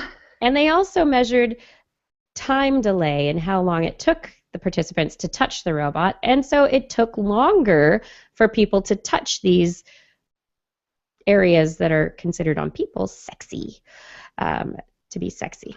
So the question here is, are people becoming aroused sexually by the idea of touching a robot, or is it just like, whoa, did a robot just ask me to touch that? What? And you're taken aback for a second and go, what? And then maybe it took a second longer. Okay, three things. Okay, for the listening audience, this robot is pretty much just a white shell clad. I mean, it's a white robot. It's just sort of robot-y looking. It's sort of sitting slightly spread-legged and has a surprised look on its face. And I think that this says something, perhaps not about all of mankind, but I'm going to say maybe just sort of Japanese. I was hoping you were going to say that. I mean, I don't want to, what I'm saying is this might not apply to all people everywhere. It's possible. It definitely might not. Surprised because anime-faced robot as an object of sexual desire, I don't think applies globally to the human condition. Right. So who were they asking? And I don't think it's not a huge sample size either. So, it's an interesting response that they did find this, but the social ramifications, of course, are still unknown. But the question is, even when a robot, it's humanoid-ish in appearance, but it doesn't look like a person. Doesn't look like a guy or a girl. It's No. sort of androgynous. But it also is kind of juvenile looking, isn't it? That's what totally creeped me out. Yeah, Yeah, I could see that. It has kind of like, how we talk about how big eyes animals and a big have head. facial features that create a response that's parental in nature. That Right. I was just gonna say, if this robot had asked me to touch it there, I would not have. No. I would have been severely creeped out by this thing. That's interesting. It's interesting that you guys are saying it because it's just a robot. And I when know. you say, and what is and it is humanoid in appearance, but it's quote unquote intimate parts aren't intimate. They're just a hard plastic shell and there's nothing there. It's not No, but it's not as an really intimate anthropomorphizing contact. Yes. Yeah. Right? I would have that visceral reaction to it. Yeah, and I think this study does go along with other studies that have found that humans, I think there was a Dutch study, and I'm not remembering the exact details of the other one, but where people do give anthropomorphic qualities to non-human looking robots. So... good question. Who is it? Fex in the chat room.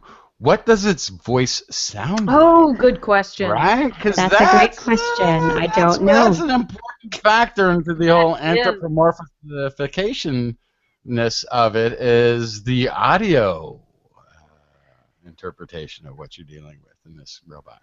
Yeah, good question. I would love to hear some audio from it. Yes. Oh wait, I found a video. Let's see if I can.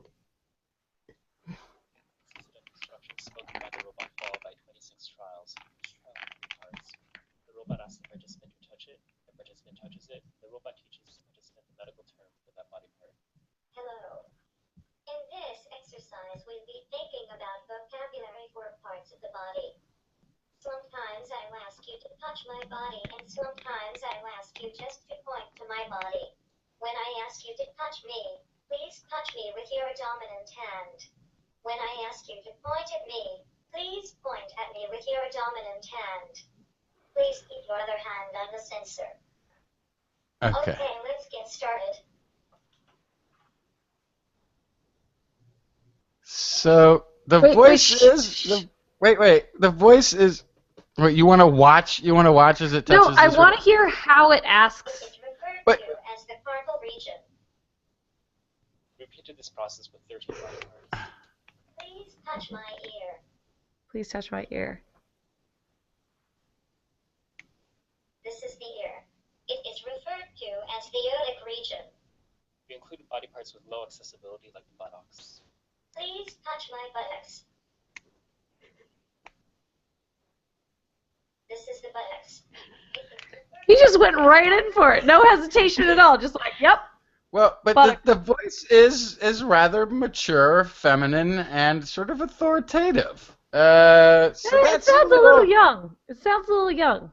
Does it to be Yeah. that authoritative in vocabulary, articulate vocabulary, and all this sort of thing? It Also, sounds. the inclusion of the word "please" strikes me as odd. No, it sounds right, but it sounds. It's also rather authoritative. It doesn't sound like you're manipulating or abusing a situation in this. No. Yeah. No, I don't think No, so. no, no. But I will also say, though, if somebody was in the room and said, touch the robot such and such place, I would probably do it. But since the robot asked, it would totally give me pause. But it would be also great, which it didn't happen, which is the robot didn't react to it much. Like go, woo! Oh, ow! I think How something. dare you? What are you doing? Like, you failing? Like, it didn't like react. I think something also about scientific studies where you have something asking you to do something is you're supposed to go in and just do what the study asks you to do. Yeah. But we know from like past social science and psychology studies that sometimes they tell you they're studying one thing when in fact Right. they're studying another. Yeah. So are the people doing this study just trying to find out how you respond to a robot and like to help with robot design and communication? Or are they doing a study to find out about what you think about about the situation? You know, are they doing a study to find out more Right. about 'Cause your there's, like- social morals? There's sort of some red herring instructions, which is like keep one hand on the sensor, put your dominant hand on the region, and then it describes the region in a sort of scientific way.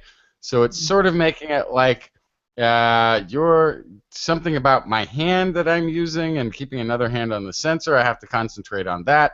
Also, it's feeding me back sort of scientific information about the region. So it's sort of like maybe I'm testing its sensors. It's giving you a lot of information that has nothing to do with what they're actually examining, which is also, you know, enough things to keep your mind distracted away from what turned out to be arousal touching a infant-sized robot in the butt. The buttocks. Please Buttocks. touch Yes. my buttocks. Oh, Kiki, don't ever say that again. Justin, did you have one more story? Or was that Blair? Quick story. University of Miami School of Marine and Atmospheric Science-led study found that Miami Beach flood events has significantly increased over the last decade due to an acceleration of sea level rise in South Florida. Researchers suggest that regional sea level projections should be used in place of global projections to better prepare for future flood hazards in the region. The study also provides new evidence that connects the weakening of the Gulf Stream with sea level rise along the U.S. Atlantic coast. What's really interesting about this is a state that has a governor that has told everybody in state government not to use the word global warming or climate change. This is a government entity that is denying global warming, and yet they are slowly becoming further and further underwater, which may be a self-correcting problem for the United States, generally speaking. Bye-bye. Wasn't there? Bye-bye, Florida. Yeah, wasn't there? There was another story related to this as well that like NASA, JPL has to worry about. It's JPL, right? No, Johnson Space Center. Sorry, that NASA Johnson Space Center has to really worry about this because of these projected rise. Their launch pad is going to be underwater. Yeah. Yeah. Not just Miami Beach, but there's a lot of other cool stuff that we might lose. It's okay. We can move it. Move it. Move it. Move Just move it. You've got to move it. Move it. You've got to. The map, the future map of the Americas is going to be missing that peninsula state. Yeah. It's just, Florida's just going to be this Oh, little shucks. My aunt and Dang. uncle are going to have to move. You know what, though? Disney World's down there, and Harry Potter Land. Oh, sorry. Oh, they're building one on the West Coast too. It'll come later though. It's opening this month, I think. It has to. It has to. Oh, actually, a friend of mine just got to go through it with no crowds. He used to work for Disney, so he gets to go in there and check stuff out ahead of time. That's nice. Says it's Yeah, pretty sucks awesome. for the rest of us. All right, everybody. I think we made it to the end of our I think show. that's it. We did it! We got all our stories in, so it's time for me to say thank you to our Patreon sponsors. Thank you to Paul Disney, Kevin Parachan, Keith Corsell, Steve DeBell, Patrick O'Keefe, Jason Schneiderman, Rudy Garcia, Gerald Sorrells, Greg Guthman, Alex Wilson, Dave Neighbor, Jason Dozier, Matthew Litwin, Eric Knapp, Jason Roberts, Patrick Cohn, Chris Clark, Richard Onimus, John Ratnaswamy, Byron Lee, E.O., Bob Calder, Jared Lysette, Ulysses Adkins, Brian Condren, Jake Jones, Trainer 84, Edvardas Rimkiss, Brian Hedrick, Cassie Lestard, Sarah Chavez, Layla, Shane and Tara Ginsburg, Marshall Clark, Charlene Henry, Don Camarachka, Larry Garcia, Randy Mazuka, Ed Dyer, Tony Steele, Dave Friedel, Craig Landon, Daryl Lambert, David Wiley, Robert Aston, Mitch Neves, Flying Out, John Crocker, Richard Porter, Christopher Dreyer, Andrew Dollinger, Sylvan Westby, Artyom, Pixelfly, Shuwata, Stephen B., Dave Wilkinson, Steve Mashinsky, Rodney Lewis, Braxton Howard, Phil Nadeau, Rick Ramus, Salgood Sam, Matt Sutter, Emma Grenier, Philip Shane, James Dobson, Kurt Larson, Stefan Insom, Michael George, Russell Jensen, Mountain Sloth, Jim Japo, Tara Payne, John Maloney, Jason Olds, James, Noah Wiles, Paul West, Alec Doty, Aluma Lama, Joe Wheeler, Dougal Campbell, Craig Porter, Adam Mishkan, Aaron Luthen, Marjorie, Paul Stanton, David Simile, Tyler Harrison, Ben Rothig, Columbo Ahmed, and Gary Swinsberg. Thank you for all of your support on Patreon. And if you are interested in supporting us, you can find information at patreon.com/thisweekinscience. Also, remember, you can help us out simply by telling your friends about TWIS. It's so easy. On next week's show, we will be back once again, broadcasting live online at 8 p.m. Pacific time on twis.org/live. You can join our chat room and watch live. It's a pretty cool thing. Don't worry if you can't make that time, though. We are also available on twis.org/YouTube. You can watch our past episodes, or go to twis.org where you can catch the audio versions. Thank you, everyone, for enjoying the show. TWIS is also available as a podcast. Just Google This Week in Science in your iTunes directory, or if you have a mobile-type device that's Android-ish in nature, you can look for TWIS, TWIS, the number 4 droid, app in the Android marketplace, or simply This Week in Science in anything that's Apple Marketplacey. For more information on anything you've heard here today, show notes will be available on our website. That's at www.twis.org, where you can also make comments and start conversations with the hosts as well as other listeners. Yeah, or you can contact us directly. Email Kirsten at thisweekinscience.com, Justin at twistminion@gmail.com, or Blair at blairbaz@twis.org. Just be sure to put TWIS, TWIS, somewhere in your subject line, otherwise your email will be spam filtered into oblivion. You can also hit us up on the Twitter, where we are at TWIScience, at Dr. Kiki, at JacksonFly, and at Blair's Menagerie. We'll love your feedback. If there's a topic you would like us to cover or address, a suggestion for an interview, a haiku that comes to you in the night, please let us know. We'll be back here again next week, and we hope you'll join us for more great science news. Yes, and if you have learned anything from today's show, remember, it's all in your head.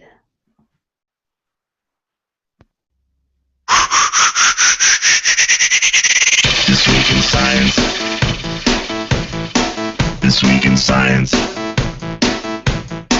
This Week in Science. This Week in Science, it's the end of the world. So I'm setting up shop, got my banner unfurled. It says the scientist is in, I'm gonna sell my advice.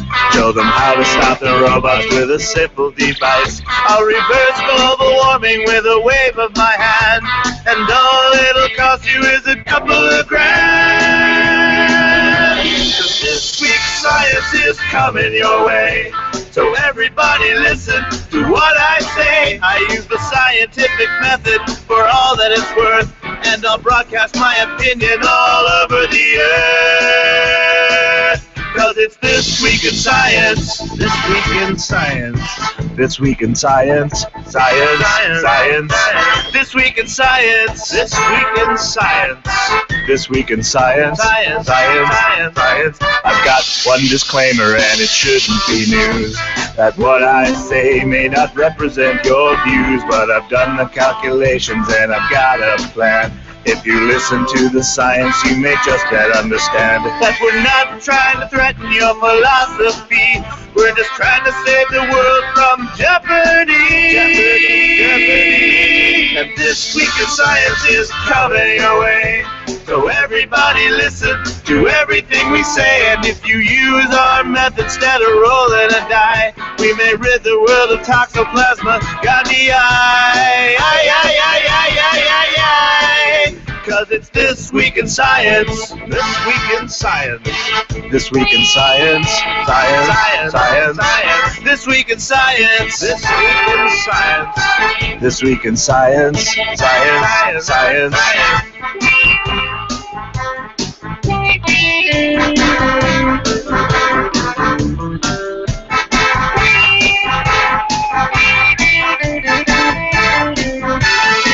I've got a laundry list of items I want to address.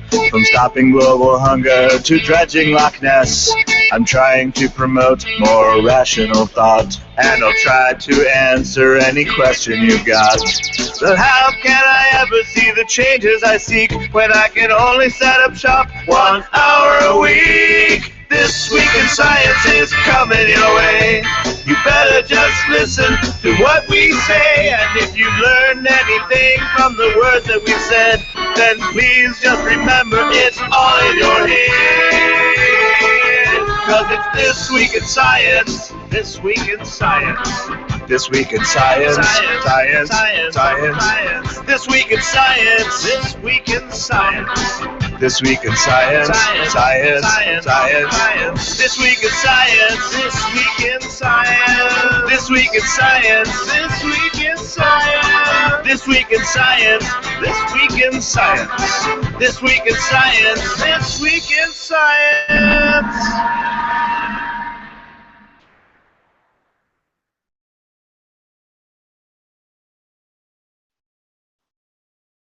It is the lovely music that drives you till the dawn. It's time for the after show. Time for the after show, you know. Where'd Blair go? Oh, she found the booba and the Kiki. It's Booba and Kiki. Yeah, the booba. Which one's the booba? Which one's the Kiki? Well, I think it's pretty obvious which one's the Booba and which one's the Kiki. I found it. There's one hair. There's been one hair that's been bothering me. Oh, no. Tickling my arm for a whole hour. Oh my goodness. Which one's the booba? Which one's the Kiki? Well, we'll ask Justin when he gets back, but I know. I'm with 95 to 98% of the populace on this one. Yep. I think anyone who knows me can figure it out. So a different game we could play is which one's the Blair and which one's the Kiki. Then what's the Justin? I don't even know. I know. What? What? Hey, thanks everybody for listening, for watching again, hanging out in the chat room. Yes, Ed is plugging his Minion Hangout tomorrow night, so you can go to scienceisland.org, look for the Science Island chat, and the Science Island chat will be where the Minion Hangout is happening tomorrow night. It'll be live on YouTube also, but you can watch it at the Science Island website. It's part of the whole TWIS family. Ed has been putting this on for a while, organizing the TWIS Minion Hangouts, and there's a great group of people that get together once a week and talk about more science. Yeah. More. We've had some really fantastic discussions on there. Some of those conversations have even preempted this show in terms of getting onto a story, which is fun, because then I get to come to this show and I've already had the conversation. Okay, so Justin, which one's the booba and which one's the Kiki? Oh goodness, what, we got a couple images up there? Hang on. Yeah, so on my screen. Okay. So obviously I'm gonna go booba is more rounded and Kiki is pointier. Nicely done. Very good. Very good. There we are. So to read directly from the Wikipedia, Wolfgang Kohler designed this psychological experiment. People are asked to choose which of these shapes is named Booba and which is named Kiki. 95 to 98% of people chose Kiki for the angular shape and Booba for the rounded shape. So this is about performative words. Yes. Exactly. Yes, performative language. implications for language development. Right. They're not even real words. I think they were Yeah. sounds of something. Yeah. Yeah. So The rounded shape may most commonly be named booba because the mouth makes a more rounded shape to produce the sound. Similarly, a more taut, angular mouth shape is needed to make the sound Kiki. The sounds of K are harder and more forceful than those of a B as well.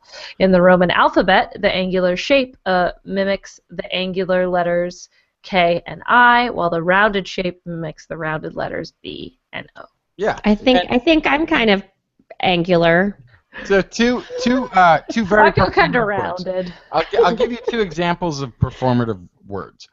One is gymnastics, right? The word itself, when you speak gymnastics, it kind of makes you do a little mouthy gymnastics in saying this, right? And I think the best, most performative word ever created by mankind is the word poop. It starts, right? Oh dear. It starts puckered. There's this ooh thing that passes through, and then it ends puckered again. Poop is the most performative word in the human language. So we've talked about buttocks and poop. That's yeah, right. but I mean, but as a performative word, there's nothing that more embodies the action that it is describing than that word. And yeah, It makes your mouth perform the action of the event you are describing. That is performative language at its peak, at its best. I'm laughing so hard at the chat room right now too. Blair and Fex. Oh my god. FX Iron X. What is that? Iron X? FX. Anyway, the question is, who would win in a fight between Booba and Kiki? And Blair says Kiki. Kiki would stab Booba with the glorious angles, and then Fex says Booba hugs Kiki, wins with love. Meanwhile, Wisconsin guy is going poop in the corner. No, we're just a whole bunch of very special snowflakes, aren't we? Hey, check out the latest Blair's Animal Corner artwork available on Patreon. Yeah, that's great. This is a blue-bellied roller. I love that. I love that. And it's flying on the African savanna. I think that is so great. Thanks. You're welcome. So we're a sixth of the way towards 2017's calendar. Yes. I have my Pizza Nautilus. Oh, that reminds me. As dubbed by Kiki. And then I have my blue-bellied roller. Pizza Nautilus. I have to update my calendar. I haven't flipped it. I'm still in the panda. I don't even know what Your comes favorite one next. is this month. It's your favorite. It's the rat. Oh, okay. It's the rat month. This is April, the rat month. I gotta flip it because I've already got. It's a cute little rat too.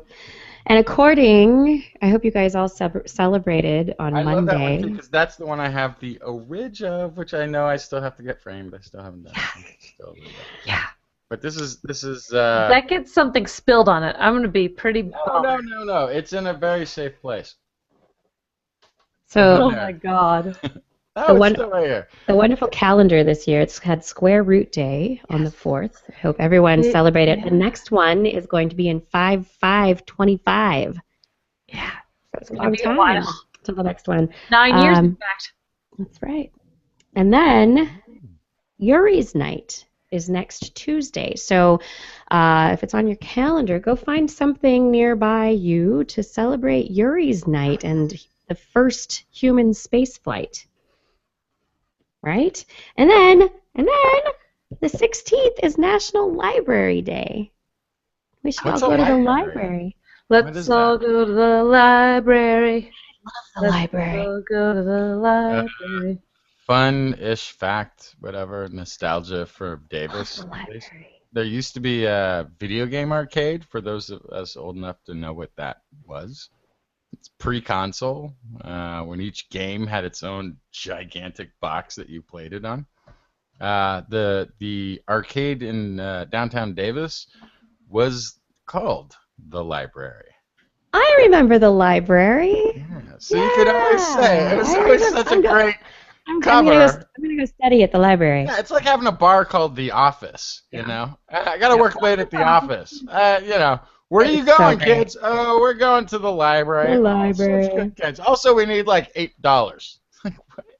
It's like, yeah, you know. Fines. I kept my books too long. Yeah, my books are overdue. I'm so into reading them that I got to bring some quarters if you have them. Oh no, the preformative words, Dave Shorty. Bope.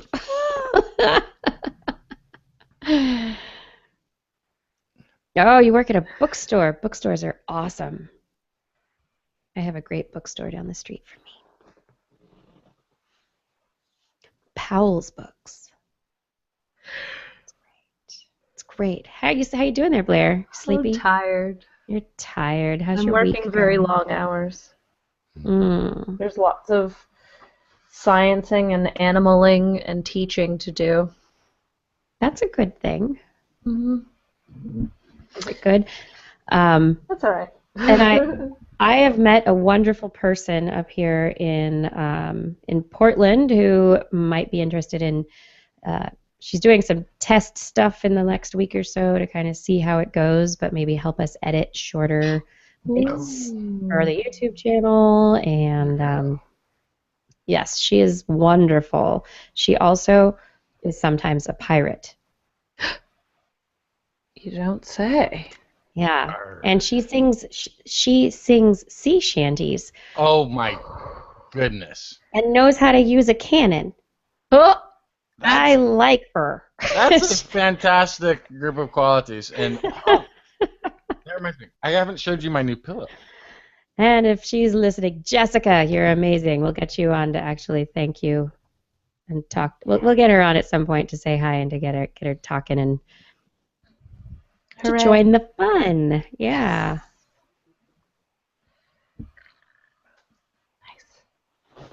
Ah, Fex is in This is, Seattle.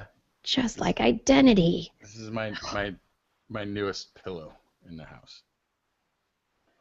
that's awesome. There be pirates. How'd you acquire that? In the children's section of Target. Yay! I find so many things that I love in children's sections of stores. You know what? You know? They're just labels. Yeah. I want that. I bought a pillow this week that has blue tassels on it and a hippo. I actually have an insanely large growing pillow collection. I've got pillows with insects on them. I just got one with a fox. I got my children actually like they're like interventionists. When we go someplace and I want to look at pillows, they're like, "No, we have enough pillows. What's Walk with the away pillows, from the pillows." Justin? Is this Huh? like a psychological need to like I just be non-confrontational? Just everything is soft around you. Maybe he's doing more nesting. I Maybe think you're it's a nesting- nesting thing. I like maybe- to have comfy pillows everywhere. Maybe But you just I like also- to sleep everywhere in the house, but on the bed. Oh no, this is also part of it. Absolutely, I do create my own like comfort zone on the floor. You know, when like consuming television or Netflix or something. So you are a mouse. That's why you like the mouse so much. I rarely am actually, very rarely actually see me sitting in a chair or on a couch.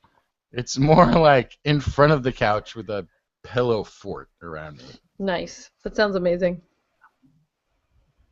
Oh wait, so Fex is saying you were around the Seattle neighborhood that the gas line blew up in.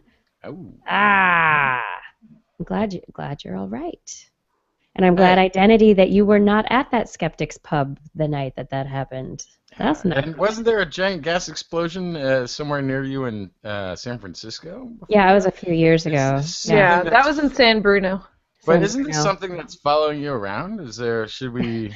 I'm not that close to Seattle. It's No. not following me. Bad No. gas lines are not me. I had nothing to do with it. Look at you, conspiracy theorist. Hey, you give a human being a few disparate points of data, they're bound to combine them. This is what we do. Somebody was talking about earlier, too, in the chat room, and I'm sorry I lost it because it was a while back there.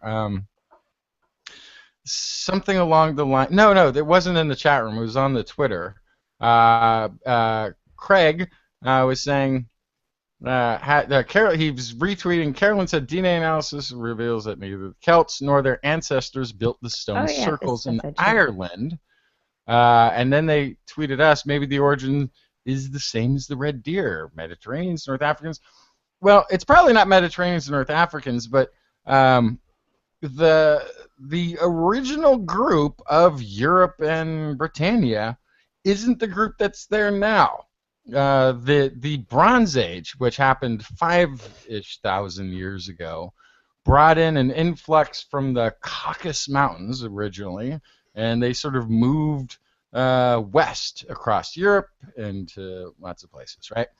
So there were a people there before. Maybe that's a good point. I don't really know the time frames of the stone circles and things like Stonehenge, but it's possible they predate the Celts, yeah.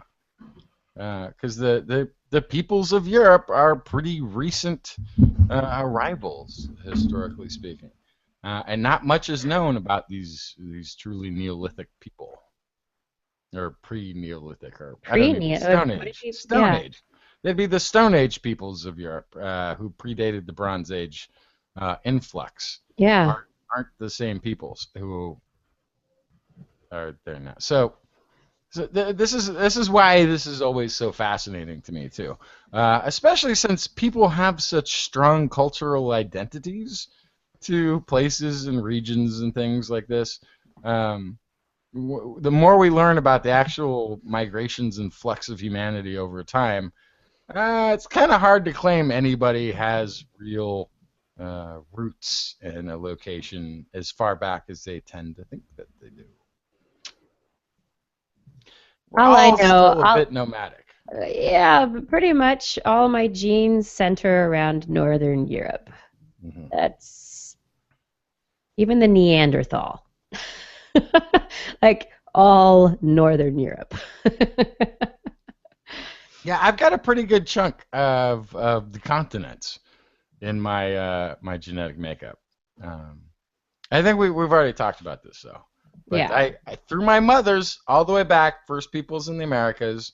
So this is why I do agree. This is the one thing I do agree with Donald Trump on, is we need to get all the immigrants out of America, which I'm counting anybody who didn't arrive here 12,000 years ago. So I'm gonna take it back a further notch and say anybody who wasn't here 12,000 years ago, either get out or maybe pay a fine and go through a process of assimilation. We should all learn the language that was in the region in which you're inhabiting, maybe 500, 600, 800 years ago. What was that? Well, it depends on the region. I mean, right? What Native American would be some Native American language? For some, you're gonna have to what language? The Hopis have a little different dialect than the. All of you will have to learn a new language. Is basically what I'm, including myself, because I don't really know which language I would be supposed to be speaking. Although I have the maternal haplogroup, the A2, that's the one that goes all the way back to the first mothers that came across, was also found in a mummified Incan girl who died some 400 years ago. So I could be all through the Americas. Clovis people would call some of my genes immigrant genes, and they would also call some of my genes ancestral source, Mr. the Gem Doctor. So I've got enough of everything. Mostly it's Italian, pretty much. But then there's also the Irish, And there's a lot of European. I'm like 90-something% probably European, which is also goes back Bronze Age to the Caucasus Mountains. So I'm mostly those people who came and kicked out whoever was already there, including the Neanderthals. Thanks Just a lot, dude. mind. Thanks a Yeah. lot. And I've got some North African, which is probably because I have like a quarter Sicilian ancestry, and and then a lot of it too is just sort of vaguely this or that. Got the Ashkenazi in there. I got the something like 5 to 6% still is the Native American, which originated in this lineage from Siberian, but not Inuit. See, this is also what's interesting. The Native American genes are much. We're talking like 12 to 19,000 years back of Native American genes, but they're different from the Inuits. The Inuits are actually a much more recent influx, which is kind of curious. It's so fascinating. It's so fascinating to go back and be like, okay, where does all this come from? What's going on there? If you go back far enough outside of some Neanderthal or Denisovian, and we still don't know what the red deer cave people are. That's still a mystery. We know that the origin of our origin is most even the origin of the origin of the origin of those other desperates. It's all Africa. This is where the breadbasket of planet Earth, humanity-wise, came from. I want an old-fashioned. Old-fashions are yummy. Hot Rod says, I'm from Mars. We populated the Earth many moons ago. So apparently Earth used to have many moons. Ha ha ha. I had no idea. That's funny. You're funny. Oh, Fungaman is the direct descendant of the 5th or 6th human ever. Yeah. As are all of us. Right. This is kind of the... Also, we're all massively interbred. There's just sort of a fun math experiment you can do. All right? Okay. Well, Blair, how many parents do you have? 2. Okay, good. Is that a question? This is how the questioning starts. How many grandparents do you have? Well... Just, 4. Yeah. Fine, 4. Fine. Okay. How many great-grandparents? Technically, I had 5. 8. How many great-great-grandparents do you have? 16. How many great? Okay. So you do this back enough time, and you can go back 100 generations, 1,000 generations, really, and all of a sudden you have a population much larger than the population on the planet today, right? That's if there wasn't a lot of relative interbreeding, because about 2,000 years ago, population of planet Earth was probably around 15 million people. But if you do this math backwards, you end up into the billions. So the point is, we come from a small stock that recombined and recombined and recombined many times. The story of humanity is one of interbreeding. That's true. It's the only way it would have worked. Yeah, that's the only way it was possible. Yep.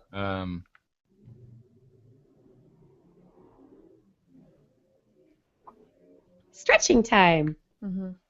Facts. I'm supposedly largely British with a bit of Eastern European and a tiny pinch of Native American. Supposedly without DNA test, who really knows? You should do it. Do a 23andMe or a Nat Geo. I'm still waiting on Nat Geo. 23andMe came across a little faster, but I'm doing both. But this is why I love the test that I did. The results is that 6% Native American, and even a maternal haplogroup that hasn't changed, gone down. My kids won't have it because it's a maternal haplogroup, but it had to go a chain of mothers all the way back. Really incredible info.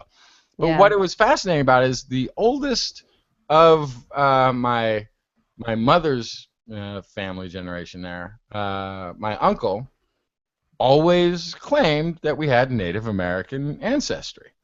He was the oldest of 7, and so maybe he heard more of the stories from the grandparents or the great-grandparents, and maybe did actually know a little more of the family history, but none of the siblings believed it. They thought that he just took that on because in the 60s, early 70s, it was fashionable. He did a sort of Occupy Alcatraz when the Native Americans were going to take Alcatraz back. Yeah, he was part of that, right? And so they always thought it was just sort of his, question authority or whatever it is, sort of stance or his rebellion that a lot of people went through in the 60s and didn't have any factual basis. And then that was the thing that, like, I'd been told by by my mother, in fact, that it's don't put any weight on that. That's probably just something your uncle is making up. And he's the guy who like even bought a teepee and had a teepee on his property, and we'd go live in the teepee. And he learned some Native American language and stuff, but he had to do it all from leaving the suburbs of Irish Catholic upbringing, right? So it was sort of like this sort of thing where like didn't know really what to believe, right? It's there, it's in the DNA, and in a very strong way. So and you look at the pictures of Grandma, and she's like, kind of has this really Native American appearance about her, and like now it really does make sense. But I wouldn't have necessarily believed it. Didn't believe it actually, until I got the results back, and it was such a strong hit that it's undeniable. So I recommend that anybody do this test. And get that little bit more information about your history, your origins. I'm still waiting for the database to get a little more vast. It's pretty vast. And also one of the things, like, I was very skeptical when I went into 23andMe, because one of the things they wanted to know was your, surnames of parents and grandparents and that sort of thing. And then I denied them the information. Partly because I was like, well, I don't want this to be any sort of a ruse. I don't want them to be basing any information off of surnames. It should all be there in the DNA, right? So, like, why would I bother? And the surnames is sort of an interesting thing because it's sort of illustrating what you know about your lineage, and it helps the database because, oh, okay, so this person knows their surnames and lineages came from Italy or Austria or Israel or Norway or Australia. And so it'll help sort of piece together where those are. But I denied all that information. And they have this thing where it shows you who your closest relatives are. And I have a second cousin, apparently, who already did 23andMe, who has a surname I recognize because this is my grandmother's brother's. He's my grandmother's brother's grandson. And he shows up there. And so this was like, without me providing any additional information, this was my closest genetic link, and it's an absolutely true and correct link. So definitely recommend 23andMe to everybody and anyone. Well worth the price of admission. I'll do it eventually. Yeah, you should. You should eventually. It's fun. I'm fascinatedly watching a video. Apparently 1% of you, maybe 2% of you, find out your father's not who you thought it was. Ha! Based on today's show. Yeah, there you go. What are you watching, Kiki? I was watching a video of some cyclists saving a cow from a tree. It had gotten its head stuck between two trunks of a tree. It was all stuck in there, and its body was twisted. And these what are you talking about? Cyclists came through and lifted him out. Sorry. I just got started watching this video. Are you watching YouTube videos in the after show? Is that what's happening? Facebook video?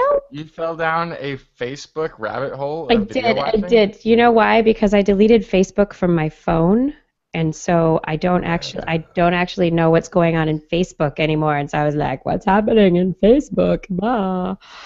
Because I don't know. Because I have lost that habit of checking Facebook for the last week. So Yes, Facebook hole. I admit it. But there's some good stuff in there. There's great stuff in there, I tell you. I just saw Gord, speaking of a Facebook hole, I just saw Gord posted something on Facebook. It's a comic. And so one person walks up to another person with their new dog. And they say, "This is my dog, Achilles."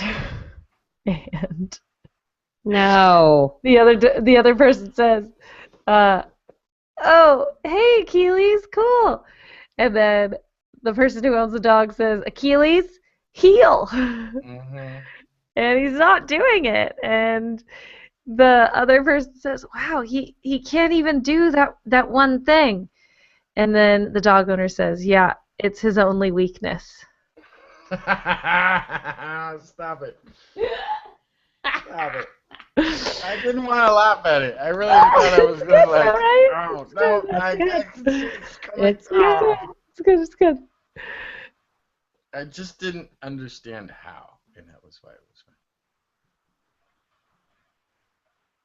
funny. Aha. Yeah, Rourke's is dying. I love it. Do we have I don't think we have. There's no more. We don't have any business. Oh wait, I just clicked. I just refreshed and I just got that. Ah, it's good in the comic form. Blair's gonna fall asleep. I am. Blair's gonna fall asleep. All right, you guys. Wacka wacka. I'm getting tired too. Do I have any work to do? Do I have any more work to do? Probably. I'm not going to do it. I have my homework, you guys, my homework for the next couple of days. I have to get a driver's license. Ew. Because you've been there for too long on your California license? Oh, yeah. That's the after show. Nobody watches this. I know. Don't show up at my door. So I'm going to have to upgrade my phone probably this week. So I ordered a case. And I decided to... Oh, here it is. I want to screen share it, show it. So I was going to get a TWIS case. Oh, can you get one? You Is that a can. thing now? It's on Zazzle. You can It's get on the you can get Zazzle a you can get a I phone just case got on a new Zazzle. case. And Oh, you got Doctor Who. But TARDIS. now I want a TWIS case. That's so much radder. so I was looking at the TWIS options, and I was like, okay, that's pretty cool. And then I started kind of messing around, and then let's see if I can order. Here we go. What'd you do? I did a thing. Sign in with Facebook. Fine. Come on. Oh, Portland allergies. Agileries. That's right. Okay. So come beautiful on. here. There are Come on, so Liz. many flowers blooming. It is gorgeous in Portland right now, but my nose is itching. Okay. All right. Why is it taking so long? Because I had to make sure I didn't have any vital personal information on the page, That's okay. I get that. which I'm still looking at here. Okay. So, and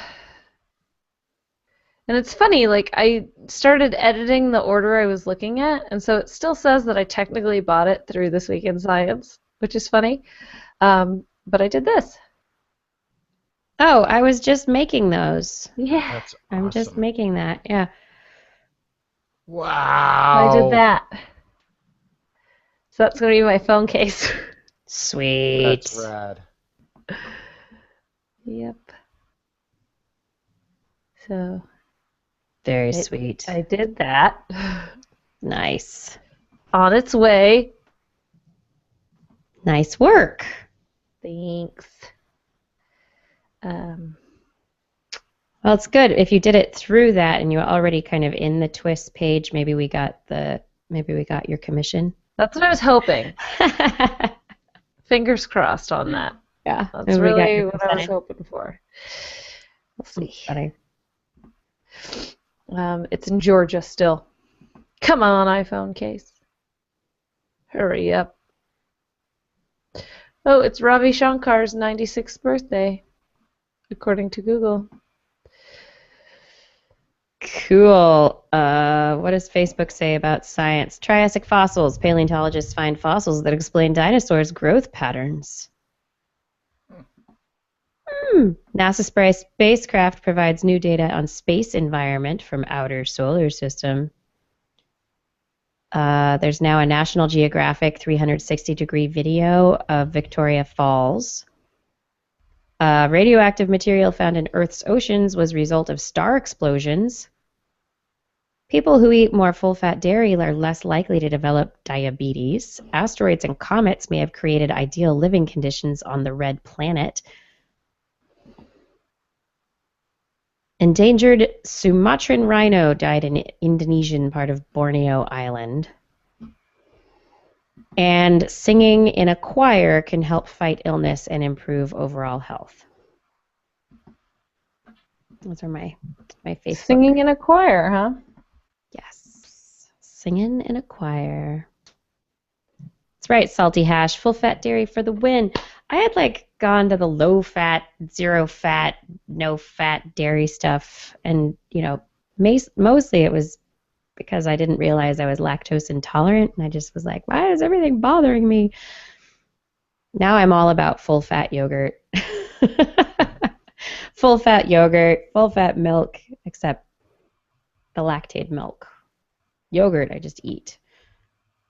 Full fat cheese, I'm all about it. Yeah. I didn't even tell you guys.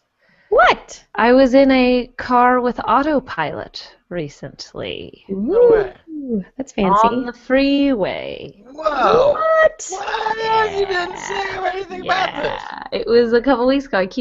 I kept trying to remember, I gotta talk about it in the after show. Oh, I gotta talk about it. And then I kept forgetting. Do tell. So you know how anti-self-driving car I am, right? I don't How like you it. were. Yep. And I don't. self-driving So car you were. this is what I will say: is I am still against the model that one company is very interested in, where you're sitting in the back seat and the car just does its thing. I'm not into that. But this autopilot thing is pretty rad. So it has cameras that captures speed limit signs and lane markers, and then it has radar that captures all the cars around you. And so it's basically just pimped out cruise control. So you get on the freeway, you hit autopilot. If you want to change lanes, you just turn on your blinker and it changes lanes when it's ready. It stays. You can set it up to be at the speed limit, 2 miles an hour above, 3 miles an hour above, whatever.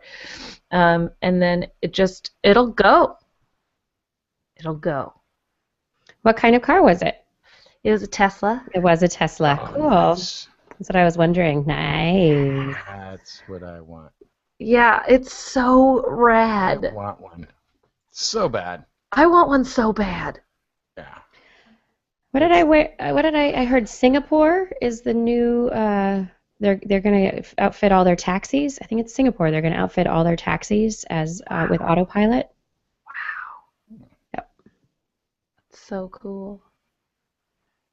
Oh my goodness. Yes, Yeah, one of we're my jealous. coworkers. Jealous. One of my coworkers, her husband works at Tesla, so he let me try out one of the cars, and I was very anti. I was very much I don't know how I feel about this. I'm trying to be a good sport. I'll get in the car. I'll get in the back seat. I'll be supportive. And it was just the coolest thing ever. It was great. I love that you went from being a good sport to loving it.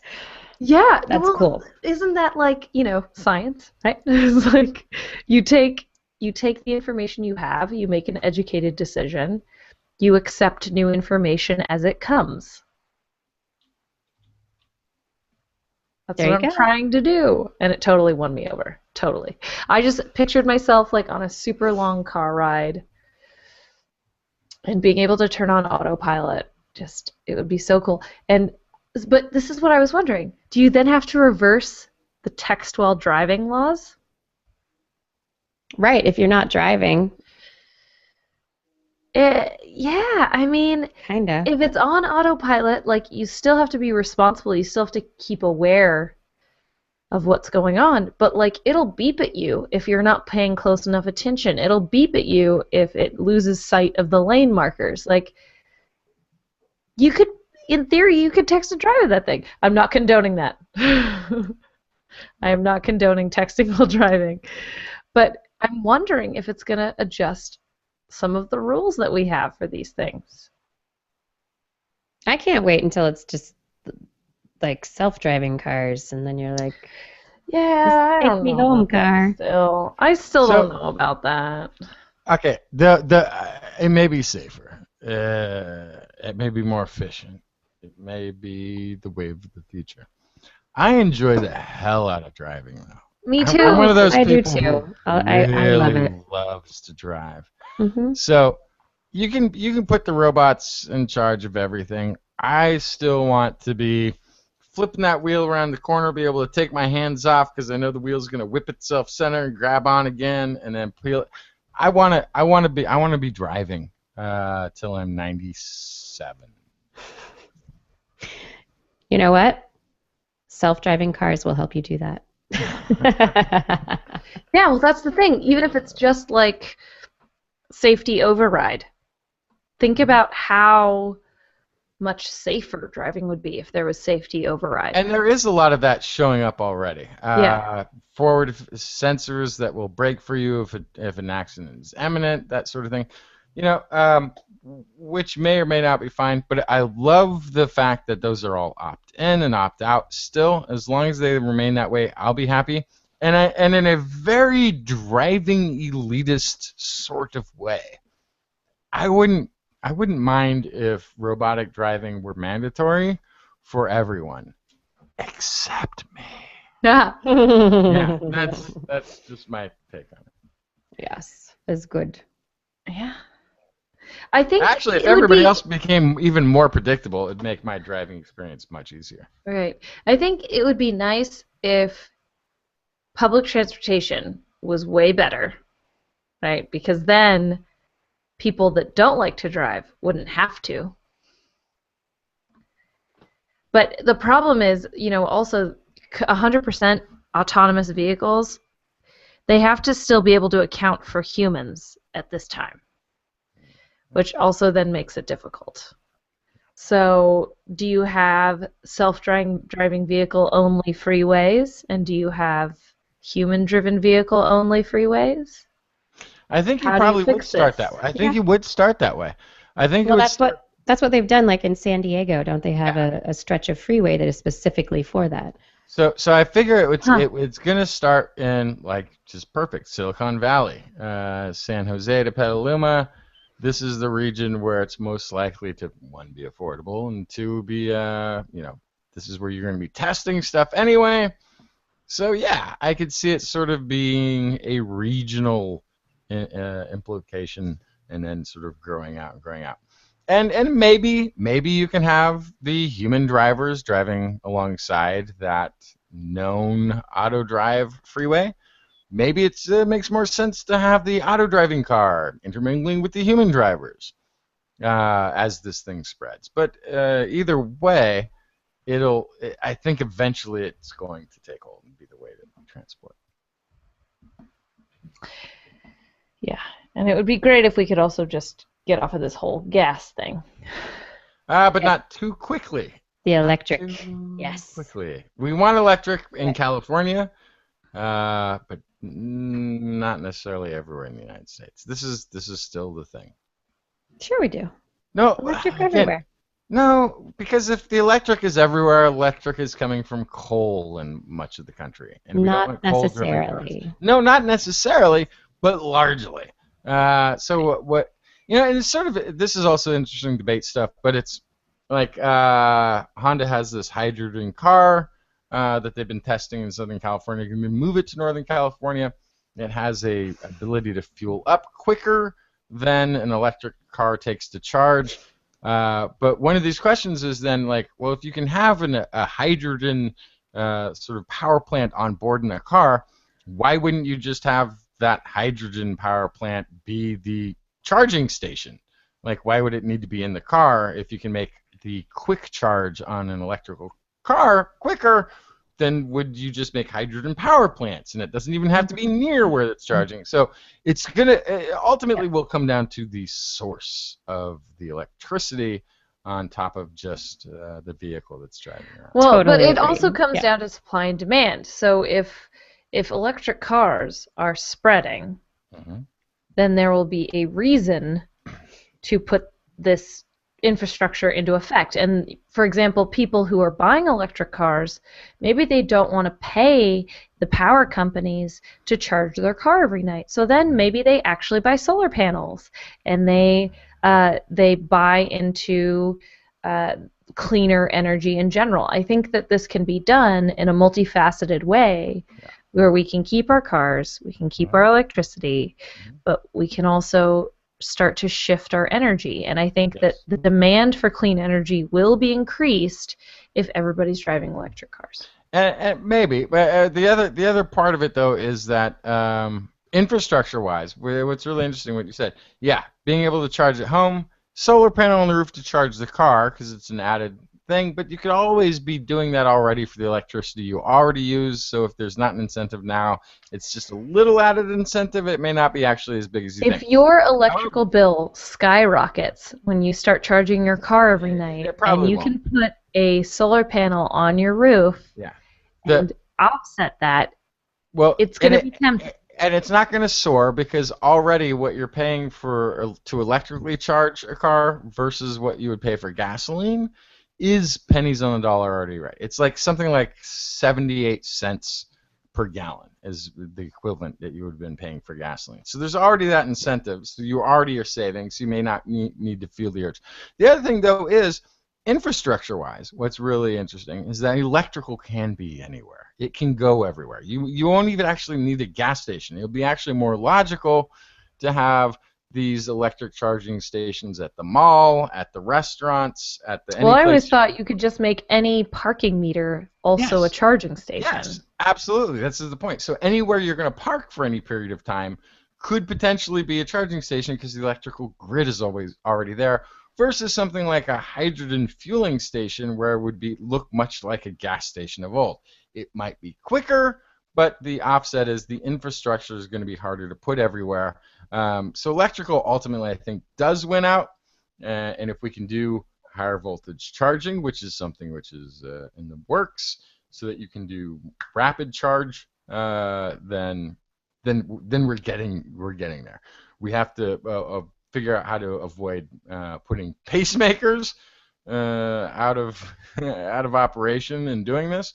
So there's a few hurdles, but we're getting to a place where electrical is going to be a thing, and it could just be everywhere. However, there's going to be almost a negative incentive to doing the alternate fuel thing in the short term because it's already going to be cheaper than gasoline. So you're already seeing a savings. What's the incentive to spend money to see an additional savings?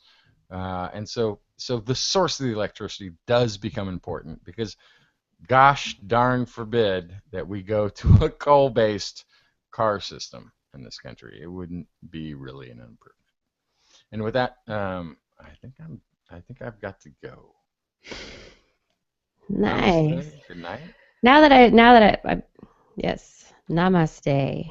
And on this note, I'm going to say, for those of you listening, watching right now, not related to electricity whatsoever, but I'm considering putting out a call to make a new science music compilation album. Oh, good idea. So, I'll go contact I'm considering.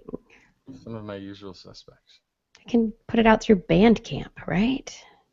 Could be awesome. So we'll see. Yeah, Blair can put it out through Bandcamp. What? I'll put it out through the. What are you wedding? Huh? Don't you actually Wow. part of Bandcamp? No, Kiki said that. No, I know, but aren't you like with the saxophone and stuff? That's such a Bandcamp instrument. Anyway. That's okay. Yes, that's actual Bandcamp, not the website Bandcamp. Oh, there's a website called Bandcamp? I didn't. I thought you were just making. No. Okay. So I'm going to talk to the whoever people and see if they can come up with whatever songs. All right. Good night, Yes. everybody. Hey guys, thanks for watching. Thanks so much for hanging out with us in the chat room. And we will talk to you again next week. Or, don't forget about the Science Island hangout tomorrow with night. Ed. Tomorrow night. Science Island. ScienceIsland.org. And it's also going to be on the. It's also on the YouTubes. TWIS and Minions. the Google. And the Googles. Yes. Anyway, thank you, everybody. Thank you, Justin, Blair. Thank you. It was another good show, and I look forward to another great one next week. Yes, it shall be glorious. It shall be. It'll be way better than today's show next week. Totally. Yeah.